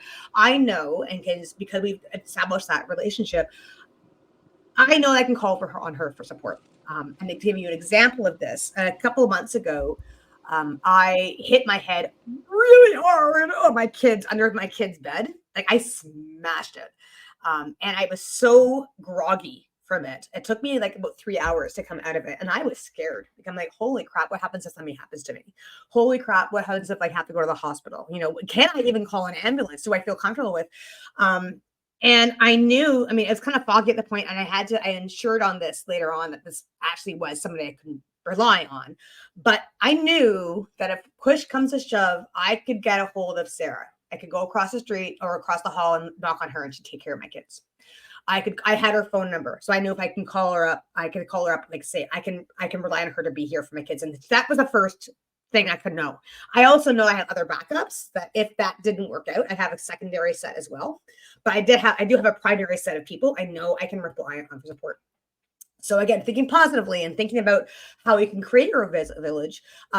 Jennifer, I'm going to talk to you because we haven't talked to you for a bit. Can you tell me one or two people that you can turn to in your life, who you can turn to support, whether if your own self-security or for your kids? I have two friends. One came up to give me one night in the hospital with my husband, and I basically kidnapped her for 5. And she came up when I had surgery and watched my kids. And then I have my other friend who's local, who is my emergency contact for everything. And I'm hers, even though she has a husband, but he travels for work all the time. So I'm second on the list. He's first, but I'm like, anytime you need, I will go get your kid. Your kid knows me well enough. Her child is younger than mine, so my kids don't play with her kids. But if I needed, my kids also have both of those women in their phone, as if something happens to mom, that's who they call. That's who will help them through whatever emergency there is. Little things like they just need a ride home. They can talk to their friends' parents or whatever. And I've told them not to be afraid to ask for a ride home from a friend's parent. I have given countless kids rides home because if a kid comes to me and says, I need a ride home, can you give it to me? I'm not going to say no, because I want that karma out there that if my kid asks, I don't want anyone to say no to them. Yes. And I think actually it's so important too. And unfortunately, this means we have to ask for help, which means we have to also be out there and pushing these things. So because if they know us and if they know they can rely upon us, then they can switch. It can go the other way around. And it can be really, really tough to say it's only is on you for a lot of the time. But the fact you've actually established that, I think it's crucial, because there has to be a give and take. And that also means that your kids can call them up if they need to. I mean, that's self-care right there, right? To make sure that they're okay, which means if you in a pinch have to rely on them, that you're okay. Yeah. Is that a curiosity? How did that all start? Obviously you didn't show up one day and say, take care of my kids. Well, no, it's been really weird because, I don't know, about 2 years before Mark had his stroke, I started helping random people with really random things. And I just said, I have a feeling that I'm going to need help at some point. And I didn't know why I had that feeling, but I just did. And I had a friend who needed to go to a meeting, and I watched her daughter at the park for a couple hours. And I had another friend who needed help with her kid, and I helped her. And most of them haven't reciprocated. And like with my friend Heather, who came here for 5 days while I was trying to go to the ICU with my husband, I will never be able to reciprocate the kind of help she offered me. It's never going to be there. But she knows I'm there for her. If I have to pull my kids out of school and drive down to where she is, she's 3 hours away, I will do it. And she knows I'll do it. Yeah. So I think it's very strange how many people are willing to let the single mom take care of their kids and drive them places and ask me, can you pick up my kid? I'm at work. Well, yeah, but then I go and say, well, can you take my kid? Oh yeah, I can take your kid. Well, her brother and his girlfriend are there. Oh, I don't have room for 3 people in my car. Right. And it's not where I would be like, oh, okay, I'll leave my husband and my other daughter at the place we're hanging out. I'll drive your kids home and then I'll come back and get my husband. I would never say I don't have room the way they've done for me. And I guess, I don't know if I would have been that way when my husband was alive, if I was less willing to help because he was always the one to help. Right. I've had friends ask me to drive to go get their car from the shop. I'm like, why aren't you asking your significant other? Why are you asking me? Interesting. And I get a little resentful with it sometimes. And sometimes I'm like, you know what? I don't have to do it. I can say no. And other times I'm like, I'm not doing anything. Sure, I can help.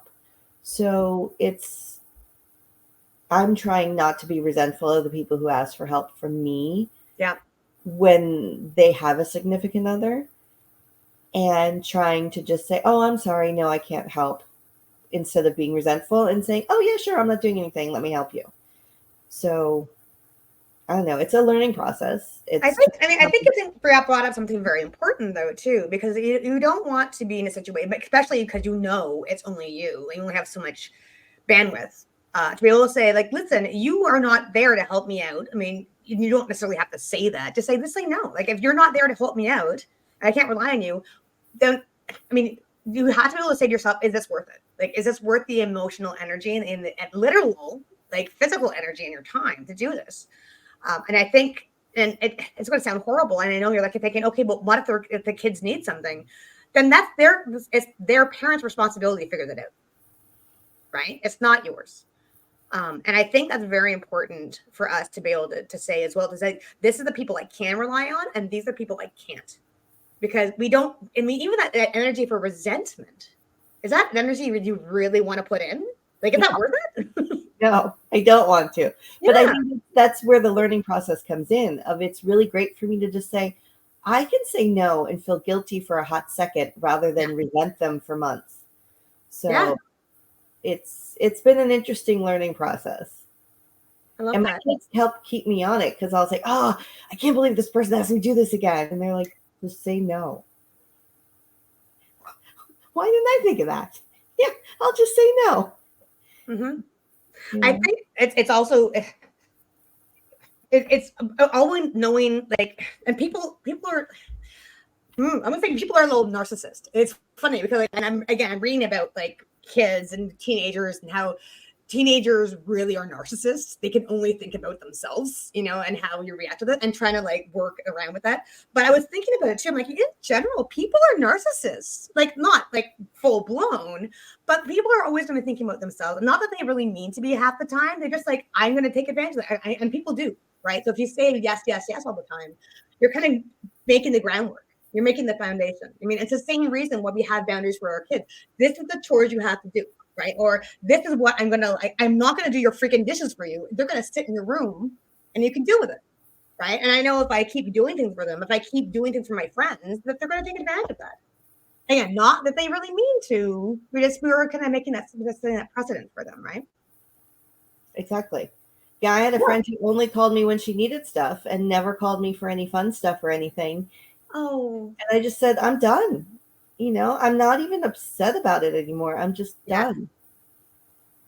I'm not there. Find someone else. I like that. Yeah, that's good though. Janine, I was actually going to ask you because Janine, I have been blown away by how much support, again, from the outside point of view, I see that you have. Like your friend actually, one of your friends actually broke you in. When your friends actually like reached out to me personally to make sure you're part of this group, which I over the moon. That's Amy. But you put your hand up. So what did you want to say about this? Yeah, no, it's funny. So I have wonderful friends. I am so grateful for my friends, and but my group, my support group has shifted, and we just called ourselves the Lonely Hearts Club last night. I seem to just be flocking to people who've recently been through um, death and divorce, and we just get together. So I'm taking on a tenant, and he's going through a divorce, and I've got like a lot of the teachers at the kids' school are being incredibly supportive. So I'm relying on kind of that, like the social workers, teachers, the helping professionals, because they're just so selfless and so supportive. But yeah, like just commiserating with a group of really fantastic single people has been kind of fun. Like it's really liberating, and it's freeing, and we do crazy things, and we got each other. Like I've got my one friend, I'll call her KBG, that's her initials.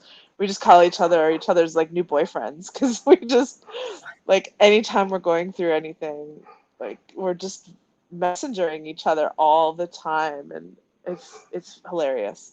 I love it. I'm just happy that this is happening. It's such good things to hear, honestly, Janine, because I mean, it's so easy to be resentful and they close people off because they've closed you off. And they mean it takes a lot of vulnerability and a lot of it's scary to kind of put yourself out there and say, hey, like, and I think I like the way you're putting it, though, because like, I am out here and this is who I am, and you're actually, people are flocking to you, as you said, right? And you're fun because you're Like flocking to me. I have so many new friends now. It's awesome. I think it's awesome. Like, I think like does attract like, but you have to be open. And I mean, I don't. How did you find these people? Were you open about what was going on? Did they just like instinctually know what? Like, how did you create? Yeah, well, we live in a small community, so Okay. everyone knows each other's business, right? So I think you just align with people who are similar and have similar paths as you, and Yeah. I think the universe is bringing us together, um, and people like Amy from my past, are reaching out. There's just something that's happened. I don't know if you guys are finding this, but when you are a widow and you've been through loss, um, people really open up to you, and they want to tell you their story, and I'm getting a lot out of helping other people. Like, if there's Yeah. one thing that I'm grateful for, is this ability to help and heal, and um, help others through this, because no matter what people tell me, I'm not going to judge, because you know and they also know that I'm a safe place, because I've been through worse. So, Yeah. um, their story can't hurt me or can't offend me, or Yes. yeah. You know what? Oh my God, yes. And I always keep saying, I mean, that's why I started this group. And one of the first things I kept telling people is like, you can dish, you can vent, you can whatever, because I've gone through my own fire. You are not going to hurt me. Like, Yeah. I don't care what you've got. I can hold your fire with you, but it's not going to burn me because I've gone through my own stuff. Exactly. Good for you. And now I think this is, I think going to go back into why finding a community like this is important, because there is that vulnerability there, right? And there is that safety of it. I can sell my stuff to you and you're not going to run away. You're not going to say, I don't want to listen to you and block it off. You're like, okay, no, share. Let's go. I want to be part of this. And I like just the joy you have. Like, it blows my mind, which is fantastic. I going, because oh my goodness, we got stuff to go. I am loving this, guys. I'm not sure how you're feeling with this, but I'm really, again, as you go through this, I'm not even sure if you make any notes at all, but I would love you to, like, at the very end, be able to share what you've gotten from this. Okay, so section 5. So this actually goes beautifully into the next section, which is your overall mindset adjustments. I'm going to turn back to just this. Oops, I did the wrong thing. Hang on, there we go. I go back to here. Okay, so overall mindset adjustments, and I don't want to say, be a little Pollyanna and say, if everything you do, you have to like think of happy things, and because we've gone through the worst stuff ever, right? I don't want to swear again, but if we've gone through the worst, and sometimes, and this happens a lot too, the more stuff you go through, the more bad stuff that happens, the more you get used to it. And so it feels like everything's falling apart around you. And sometimes it kind of does. Like, I can't tell you the amount of times I've had clients and they've started working with me and they're like, okay, well, I had this happen and this happened. And my furnace broke and my car broke down. But that's the when you start getting out of that and start thinking about what else is good in my life, all of a sudden you start things, it's going to sound stupid, but the universe actually kind of brings you into that kind of thing. So I want you to think about things like practicing gratitude. And I know that's going to sound really silly, but even if you could take a few moments every day to reflect on the things that you're grateful for, this can really help shift your focus away from the stressors, and it can cultivate a positive mindset even during challenging times. And I mean, that's maybe this means that you say like, hey, oops, I did it again. Maybe you say like, hey, like I went through the day today and there was no meltdowns. If that's what it is, then hey, that's a gratitude right there. I want you to be able to know you can lower the bar. I want you to recognize that you can't do it all, and that's okay. Be kind to yourself. I need you to prioritize tasks based on what's most important for you and your family's well-being, which means you have to be gentle on yourself. I want you to schedule some regular check-ins. I want you to make it a habit to check in with yourself regularly to assess how you're feeling emotionally and mentally. We can help you identify areas where you may need some extra support and self-care, which is why the monthly self check-in is so important, because we change. And it's hard for us to see the forest for the trees, to kind of go on a metaphor here. But it necessarily is, sometimes we're so caught up in just the moment, because sometimes all we can do is breathe to get to that moment, the next milestone, to get to the next thing. It's hard to look at the overall structure and say, I've done this. To be able to check in regular, whatever check-in that is for you, to say, I have done this. And I talk about, especially with milestones of planting your flag. I have done this. I've done it before, and I can do it again. That, which also is the next step, which is the encouragement, knowing you have to do that self-encouragement because you don't have someone, again, to pat you on the back. You need to say, I can do this. I've gone through my fire. I can deal with the stuff because I'm doing the right thing. I am going through things right now. I can handle it, even though it's tough, and I can do this. I'm proving it. So to bring it back to the group again, I need to go to the next slide, which is, what mindset challenges have you faced? And I don't want to talk about the grief thing, because the grief is a whole different thing altogether. I want to focus specifically on the solo parent or solo mom thing. What mindset challenges have you faced being a solo parent all of a sudden? What kind of challenges have you faced? And then how can you reframe those thoughts into positive, gratifying ways to help you move forward? Rachel, I haven't heard from you for a bit, so I'm going to put you on the spot. Yeah, I mean, the solo mom is it's a minefield, isn't it?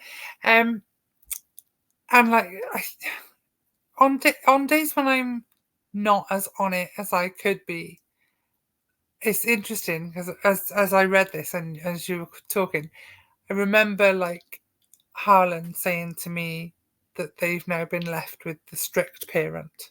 Mm. And sometimes that resonates, and then I'm like, am I being too harsh? But then I'm thinking, no, they need boundaries. Then they need rules. And so it's all that, for me, it's doing and saying and thinking by myself what I used to banter off with Rob. Yeah. Everything was a teamwork, made the dream work sort of thing. So yeah, but I do ground myself most days and say, look, you're doing your best. Your best has to be good enough. Sometimes it doesn't feel it. Mm. That, and it's I struggled with that in the first, because obviously I'm 3.5 years in. So the first couple of years, I struggled with that, but it's okay. And we're not perfect. Nobody is, and we are doing our best. And if it doesn't feel good enough one day, that's okay. It might be better tomorrow, but it's important to realize that we are doing our best. And I say that to the kids as well. I say, I do say, I'm doing my best, and then they're like, oh, you're a great mum, and I'm not looking for that as a response, but I think it's important for them to know that sometimes we don't, we're working it out as much as they are. Yeah. Which I think is really important. I think one thing that you're bringing up that you haven't actually said those exact words, but I hear it in what you're talking about, and it's something that we all I know feel now and again is that feeling of he would have done it better, or he was a fun parent, or maybe if they were here, he was here, they'd pay more attention or be disciplined or whatever, like fill in the blank here, and I think a lot of the mindset that we have to put in is, but they're not, and I'm doing me, and I'm doing, as you mentioned, you're doing the best you can. And maybe, if it's not good enough today, because that's a bar. Like, who says it's not good enough? Like, what if you're doing really freaking awesome? And I bet you are doing really freaking awesome, but we are so bad at and humans too, just because it's our survival instinct, we automatically think, I effed up today, or I made mistakes from this, but we never actually look at yourself like, I'm doing okay, and yes, he's not here. And yes, it sucks they're not here. But how do I know he'd be doing anything better? Like, what guarantee would I know that if even if he was here, that he'd be able to like be the knight in shining armor and fix everything, right? I think that's a lot of mindset too. The giving yourself that honor. Yeah, and actually, I think when you say it like that, and I think about Rob and how he was as a person, he wouldn't be doing it any better than me. So I need to give myself kudos, and like my friends are like, "Oh, you're so awesome," and I'm like, "Really?" So I think a lot of it is internal for me. No one is saying it's not good enough. It's me that's saying it's not good enough. Occasionally I get from my mum, "Oh, well, I wouldn't have had that." Right. But then she wasn't in my situation. My mum and dad divorced. Right. That's different. That goes back to my bugbear of people saying we're just like single parents, divorced. Yeah. No, it's not the same. But yeah. I love that. I'm going to, Jen, did you want to chip in at this at all? I'm just wondering, I haven't heard from you for a little bit either. Well, we did, but anyway. There's two things that I feel I've really learned from this. One is when your absolute worst fear happens, you have so much more courage to do everything else. So like, I'll go talk to people I don't know. I'll do things. I'm like, well, what's the worst that can happen? So there's this freedom that comes from having had this loss and not fearing the worst thing ever. Yeah. On the flip side, I am so scared to not be here for my kids. Oh, yeah. You know how hard it's been for them to not have dad. And before he died, I was 95% parent. He was 5%. Ask him, it was 50-50. But to me, it was 95-5. 80-20 some days. But I don't ever, I'm like, I just have to be here until they're established. Like, I have to make sure that I'm healthy enough, I'm functional enough to be here because I can't let that happen to them. Yeah. So I try not to take risks like driving late at night if I don't have to. We don't go out of the house when the weather is really, really, really bad. Like, there's just certain risks I'm not willing to take that I never thought about when he was here. And now that I'm everything, I try not to take those risks unnecessarily. Like, when we all have to be somewhere, we all have to be somewhere. But, it's 7:00 at night, it's hailing, and the kids are like, can we go to Target? No, we can go to Target tomorrow when the sun's out. If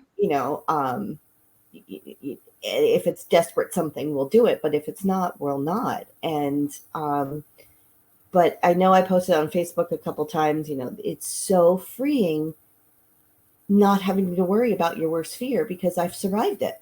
My kids have survived it. Yeah.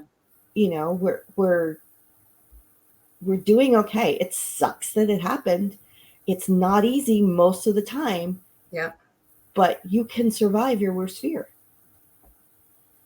Yes.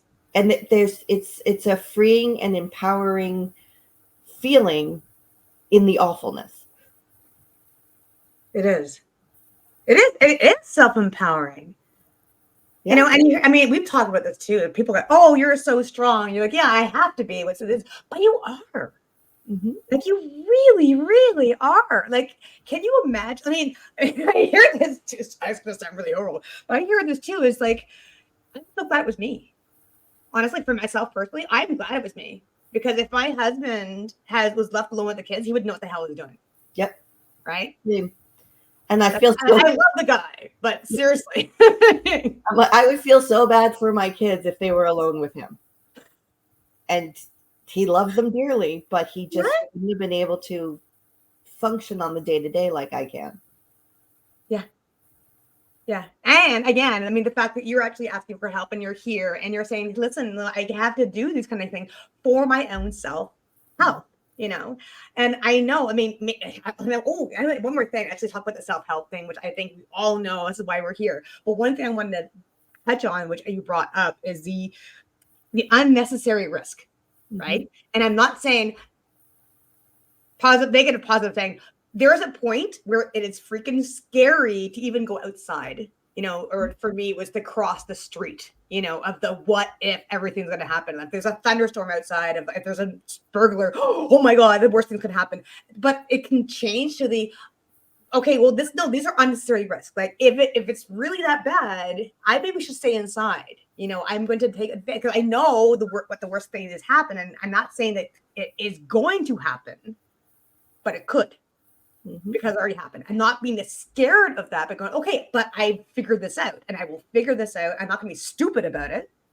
You know, I'm not going to play outside with a kite if it's pouring outside with thunder or with lightning, you know.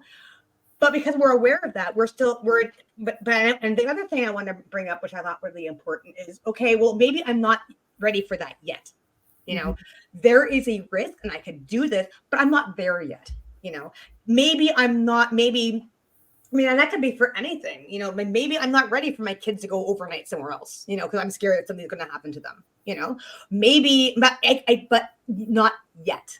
You know, it's maybe not now, but there's something else. And that all brings into the unnecessary risk too. I mean, you don't have to go from zero to go. I can do everything all at once. You know, it's just, no, but we're figuring this out.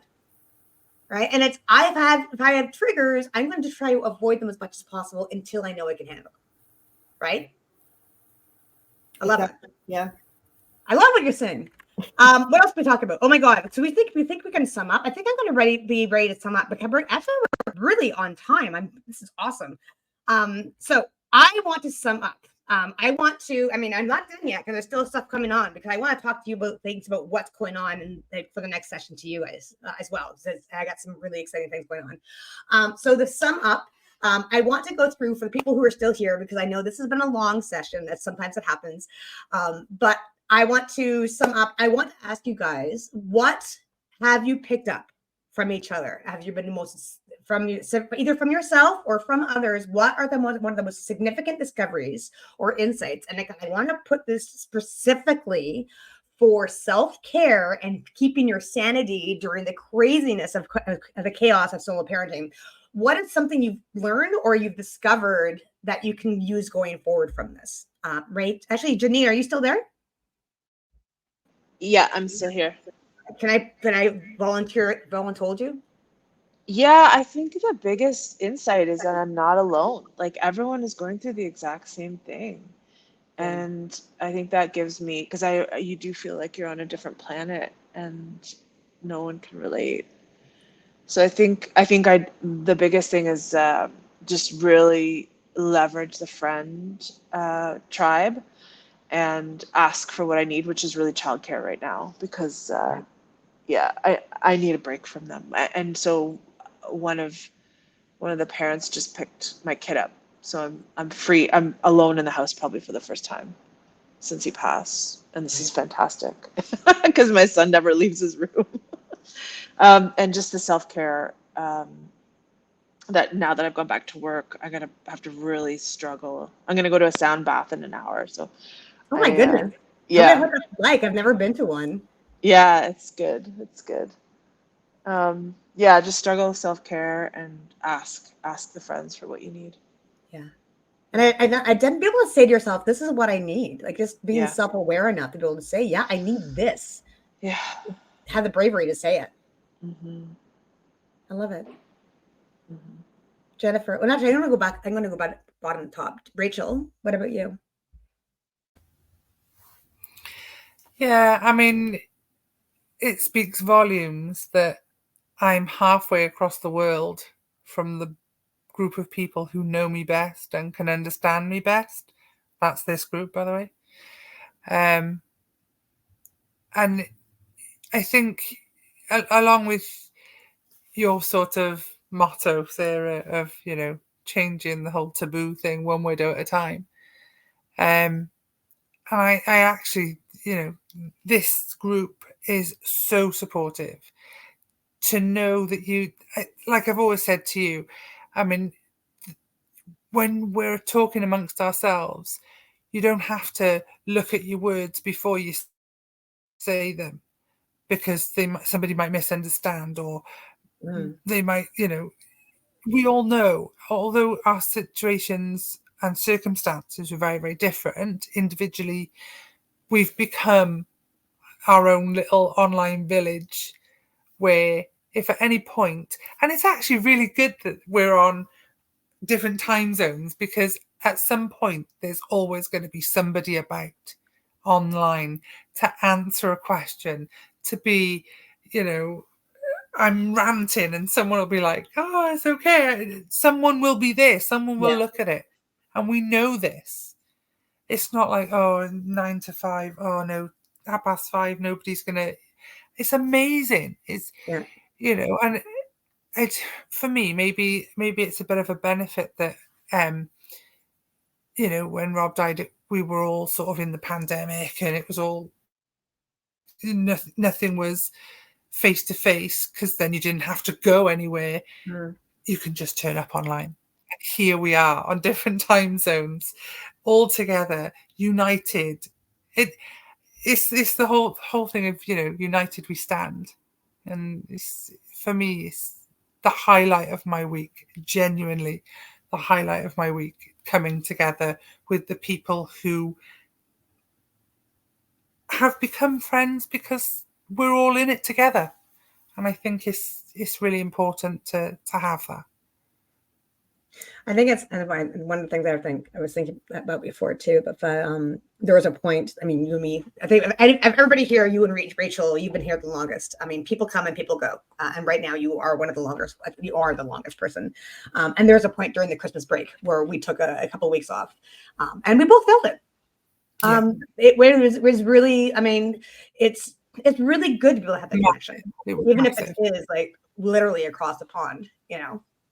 And I really like, I like the idea of what you're saying, of the positive aspect of we're on different time zones. We can like reach out to each other.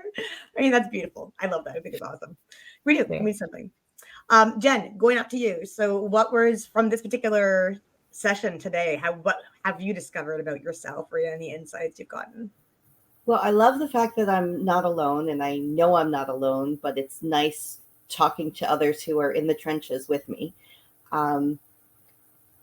There's a comfort in hearing the people who are at the beginning of the journey, of the remembering of how it was and how different it is now. I guess it's a comfort and wow, look how far I've come and how much I've done. And, I'm only halfway up that hill, but I can see the top, and I know I'm going to get there, and we're going to get over it, and it's going to be easier on the other side until it's not. But I think it's the community, and knowing that we're not alone, and being able to vent to people who get it. And, it's the whole thing of, being a single mom is not the same thing. Like, this woman came over and she dropped her kid. Oh yeah, I know the single mom. I'm like, you're remarried, your husband's remarried. Your kids have 4 parents. Oh, wow. To call if there's something.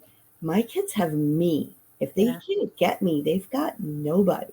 Yeah. Like it's I don't know. It's just, we're worlds apart, and our kids are in the same school. So, it's just, I don't know.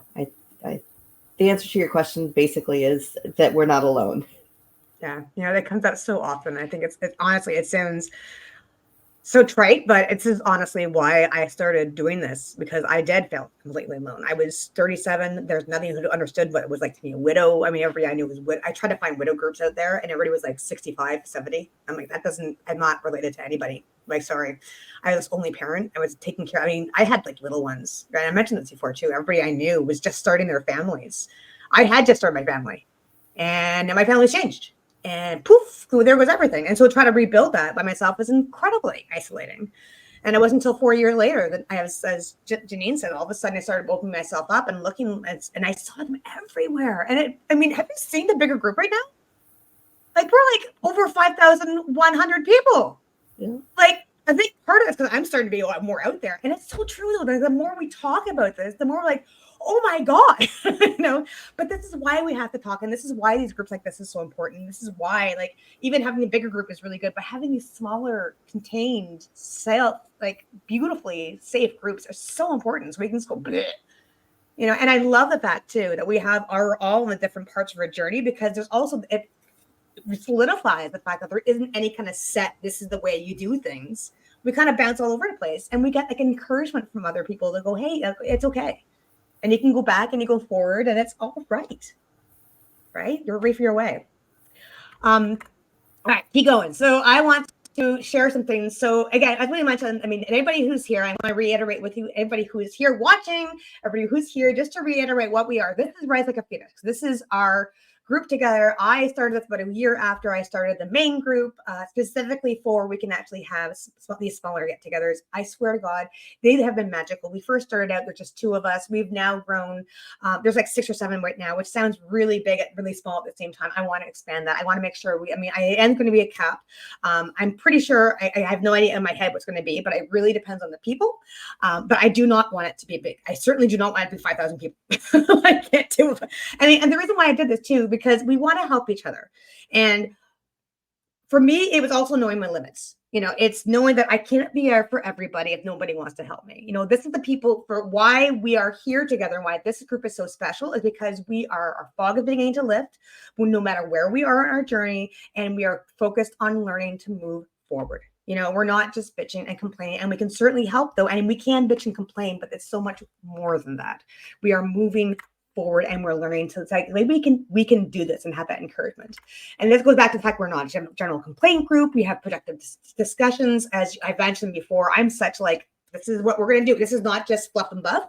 This is what you're going to do. So the one thing I want to give you guys, that if you haven't already downloaded the workbook, I want you to download the workbook. I am going to be asking you, maybe not today, but later on, a couple of days, maybe after weekend, of what have you taken away? I want to see at least one thing in your workbook that you've done. Now, that's your accountability to me, which I think is very important, but I also want you to be accountable to yourself. And I want you to walk away with this saying, I'm going to do this workbook. It's like 7 pages. It's not that big. Most of it's just space for you guys to write in. But we've gone through everything here. Everything you've picked up, I want you to write down what you remember and what you've taken from it, to write that down. So when you later on go, I don't feel I can do this, you can pick that up and say, I can do this. This is why. Right there. And again, as Rachel calls me, as it says, if you're part of the group, call us. Be here. I mean, I keep saying this, but do take advantage of it. Please, please, please. That's what we're here for. If you, obviously everybody's here because if they don't want to feel isolated from the rest of society anymore, we want to be able to get that support, because you don't have that support anymore. Because we don't. We need to create our own village, and this is what it is. And it's also for you if you're trying to find your own place in this reality. I mean, for me, it was such a shock to be able to go down the street and not have him there. I have a shock to be able to all of a sudden look at things a different way that I never saw them before. Right. I mean, Jen, you brought that up too. Like all of a sudden you're like, I can't just throw everything to the wind anymore, because there are consequences, and this is the worst thing that could happen. And I've done it, but now I know. Right. And all that changes your world perspective so much. This is also for you. If again, your fog has been lift, you're ready to go forward. I'm not going to go through it too much because most of us are already here. And a lot of the people who've come here is because they've found other groups, and they have found there is some solace there. But if they're looking for more constructive and supportive environment, this is what this is. And I try very hard to make sure that it goes for you guys who are actually part of this group right now. Do let me know any feedback. It really does make a difference, like good or bad. I don't care. Give it on. Like, again, fire, it's okay. You not burn me. It's all good. So what I wanted to share with you guys, this is really big announcements. So we are going to be starting again on April 5th. We have one more session in the current session, which is we're going to regroup for everything we talked about already over the past, I think it's been 7 sessions now. So it really has been 8-week sessions. I've decided I really, really, really, really like that formula because it means that we can settle on, we have 6 topics still that we're deciding on right now. And I'll share that with you next week, what it's come to, what you guys have picked out for us. But this also means it bookends. So we can have a beginning session of here's what we're going to be talking about. Let's get ourselves regroup. If we've been here before, we can kind of regroup what we've already done. And then we'll do that again at the very end. So we have a set structure of 6 weeks, 6 topics that we have ahead of time. We have the bookend from beginning to the end, so we can kind of wrap up things. Again, that's just the way I like working with it. And also, I think has helped our mindset to go from one set of topics to the next. It is the only private Facebook for now. I think I found a platform which not only supports the membership that we have right now, so it'll be off Facebook, hopefully be off StreamYard. I love this, guys, but if we can actually have our own self-contained group, that'd be even better.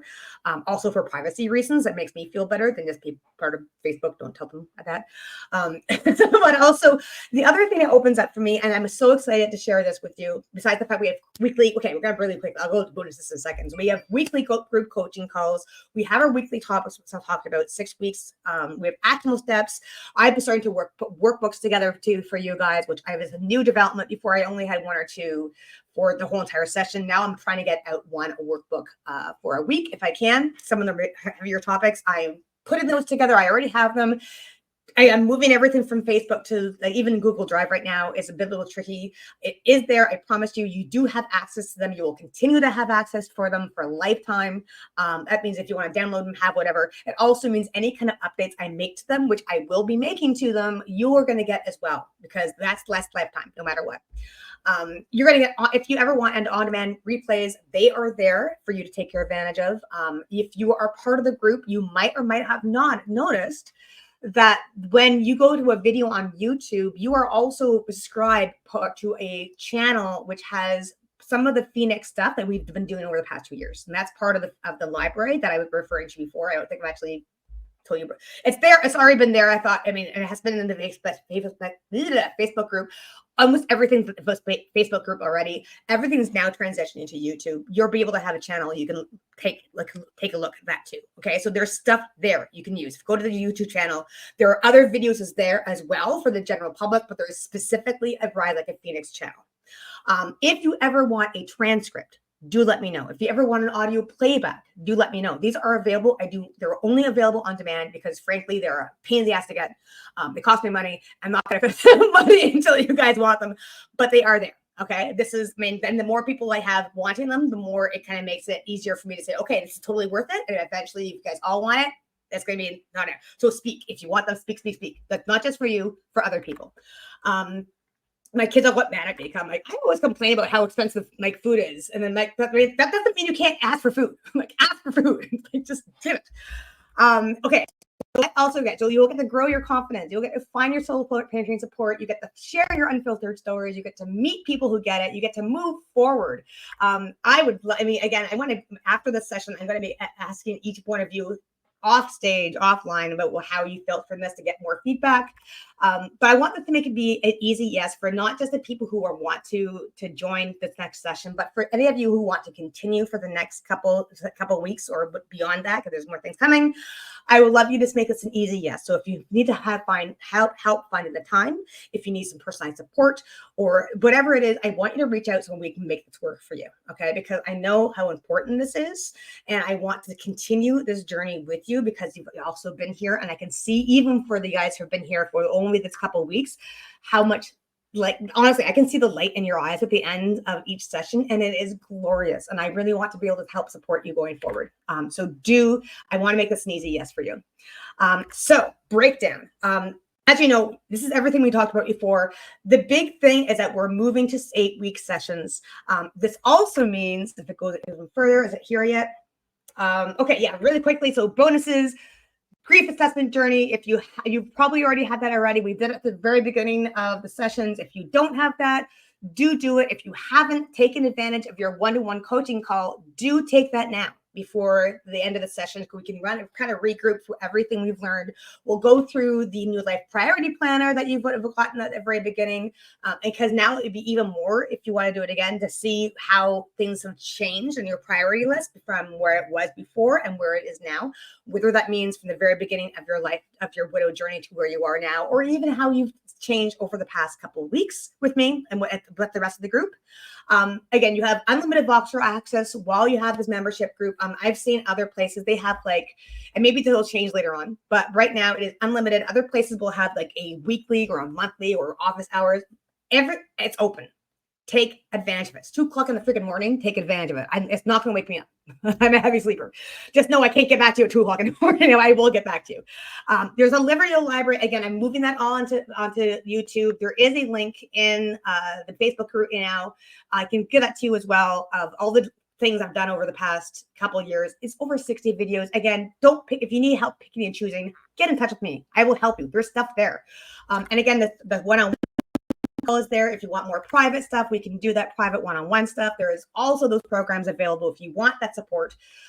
We also, okay, so the big thing is that we are changing. We are moving from, it used to be a 6-week session. We are moving to a new monthly subscription. So once you commit to us, the first thing you have to do is commit to 2 months. And I think that's important because, I mean, I would love to say that this counts to you guys because you've already been here for a while. It's completely your choice. But going forward, anybody who decides to join us will be a 2-month commitment, because I think it's so very important that you keep with it for at least 2 months, because that's it. It goes down to the idea of after that 1 year, you're fine, right? No, it takes work. It takes time.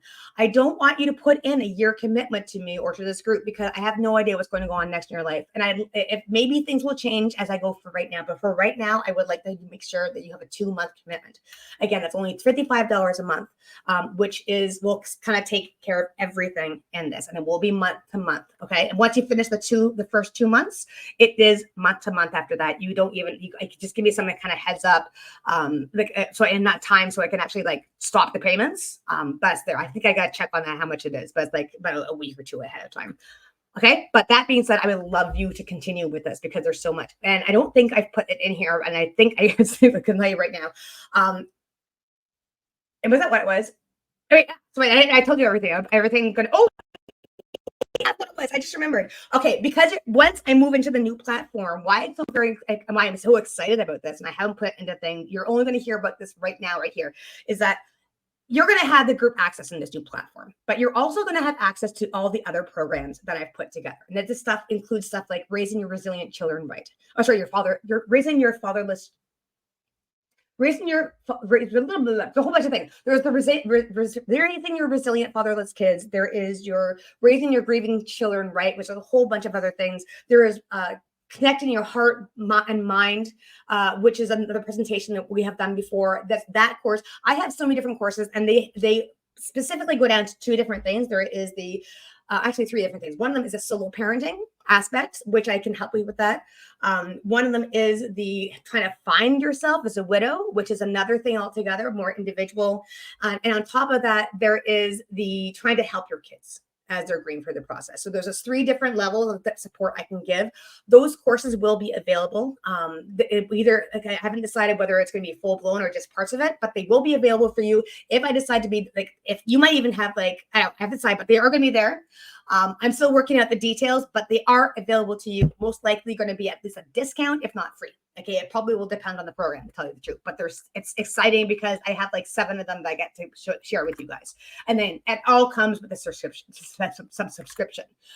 Anything comes up, that's why I do that twice. If anything comes up, then you will also get availability for this as well. There's something also big coming up, which is more of I'm bringing in other grief workers over the next big event from now, about June. It's happening. I have big announcements about this soon. I have been working with other grief professionals, other therapists, or other grief workers and other trauma-informed workers. We are having a big thing that's coming up. You guys will get access to that. because you're part of the subscription. Okay, so there's big things coming up. I'm so excited. This is just a part of what I want to do. Oh, the bonuses, because I did not put that in here. So I want to show you, there are 3 other resources that I'm going to be sharing with you. Let me open them up so you can see them. So the first one is the workbook you already have. The second, so that's the big one. And the first, I'm sorry, I'm going so fast. I'm talking away because there's so much stuff I want to share and it's getting late. I'm going to share and present my camera. So if you are here, and I want you to put down that you've actually seen this, so I can show it to you now. And I think this is really awesome. Yeah, there's some Sanity things is with my window. There it is. Okay, so this is, it's not pretty. Usually all my workbooks are pretty, but I decided on the fly yesterday, I'm going to add these to it. So this is the outside support. So these are resources for you guys as solo parent to use, because sometimes it's really hard to find that outside support. And if you need any kind of inspiration, I mean, obviously these are not localized to you, and maybe later on once it gets bigger, either the bigger group or the little group, we can think about making individual localized group. But for now, these are the outside reports. So we have local parenting groups, single parent groups, online forums, just different ideas that you can use to help find that outside support. Some of them you might have thought about, some of them might not. Whatever it is, this is a free resource that's going to be going off to you. The next thing I was going to show you is the kid-friendly morning routines. I think this is important too, because as we talked about, we know that finding time for yourself in the morning is very important. We also know that sometimes that's not be possible, and you can't just take things away from your kids. You have to be there for your kids. So how do you get them involved? How do you get these routines that you can get all of you guys together on the same page? And I've broken this down. So this is for all ages, different routines, gratitude circles, family breakfast time. You can go through these. I'm not going to read it out loud, but there's this. But the other reason why I'm bringing it up, because all of those are generalized, but we also have broke it down for kids under 5, kids between 5 and 10, and for teenagers, because we all know that different age groups need different ways of getting involved. And this way, if you have one of each, you can pick and choose whatever works, as well as going back to the generalized things to help you figure out how to get your morning going right. Okay, that is the second thing. The third thing that I'm also kind of put up for you, and I think this is so important, is the Finding Me Time, this solo parent edition. Because again, we go to the fact that maybe we can't take an hour to book a hair appointment or a spa appointment. Maybe this is not just the hour.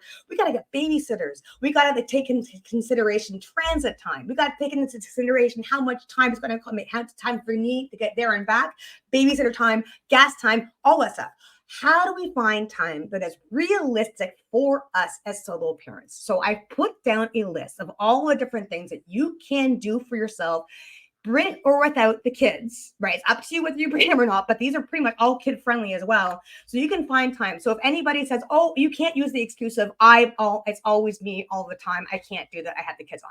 These are things you can do. They don't necessarily have to cost any money. They don't necessarily need you have a babysitter. This is stuff you can do. So you're going to get all 3 of these things. So again, this is get really quick. There's the Finding Me Time.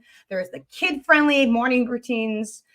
Again, broken down by the different age group as well as the regular, so overall general. And there's this outside support of ideas that you can use. You guys are getting all of these. This is going to be part of the group. So you guys, if you're part of the membership, this group, I've already sent it to you. If you are, if you're part of of this video, and even if it's on replay, you will get that as well. I'm going to remove that. Is there anything else I want to talk about before? Oh yeah, Q&A. So I don't think anybody's here for the Q&A. So I'm not going to, wait, I just did the wrong thing. So I'm not going to go into the Q&A so far because I know that nobody's really here.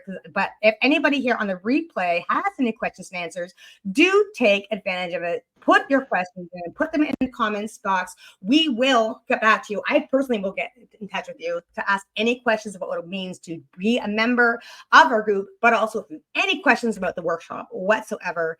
And beyond that, oops, that's another thing altogether. So that being said, I'm going to stop sharing my screen again. It has been 2 hours and 14 minutes. We are pretty much on time today. Yay! We've lost some people. We've gained some people.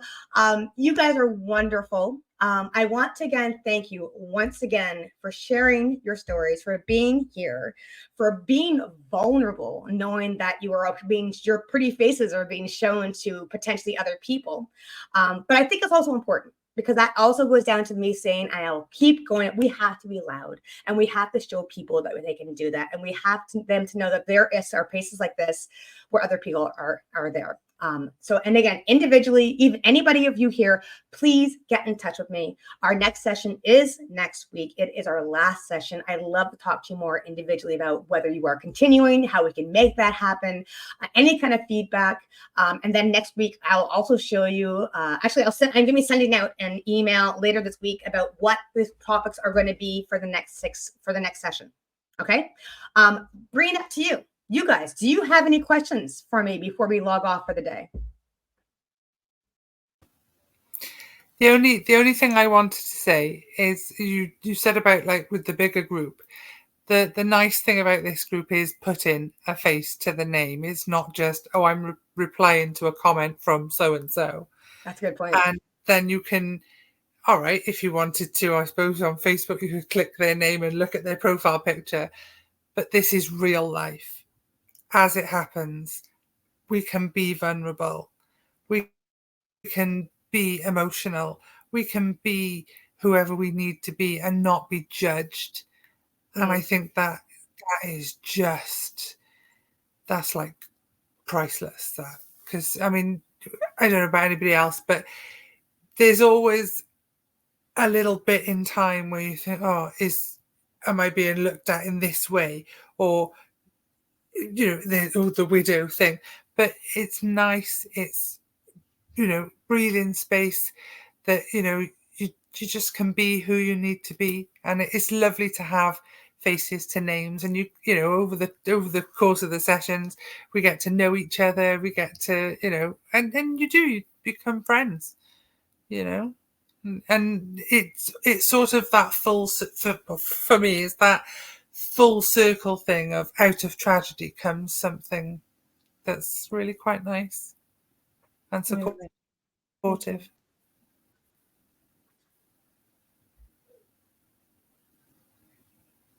All right, everybody. Oh, Jan, go ahead. I want to add to that, Rachel. I want to say it's great because you get the live immediate feedback.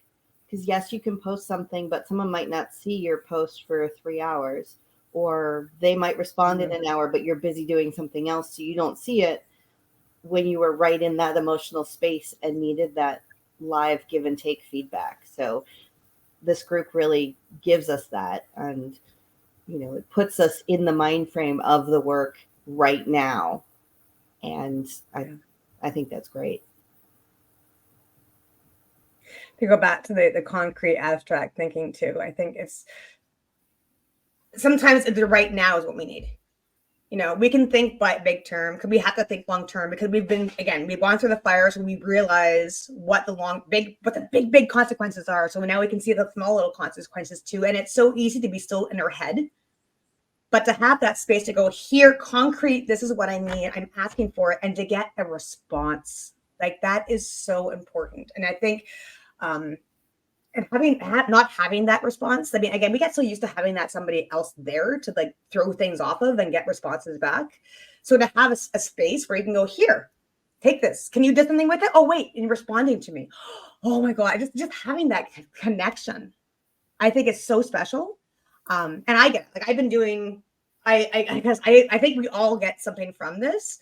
I mean, myself included, I'm going to be completely vulnerable with that too. And there's certain times that maybe I don't want to show up, you know, but I do. And I do because I think it's just so important for all of us. And I get something out of it every time. Just like I know everybody here will too, which is why, again, I'd love to see you again. So that take advantage of the group, take advantage of the Foxter, you know, go download those workbooks. I want to see your stuff to it. And I don't just mean from this workbook. If you want to share your stuff in the previous workbooks, if you want to take this opportunity to get that done now before we kind of wrap up, I do encourage you to do that. I think that's it. Okay, if there's anything else, I'm sure I'll think of it later on. It's now 2 hours and 19 minutes into it. I want to have lunch. I haven't had lunch yet. You guys probably have to use the loo. I love you guys. I'm here as always. And again, thank you so much for coming here. We love you too. All right. Bye, guys. Bye. Bye, everyone.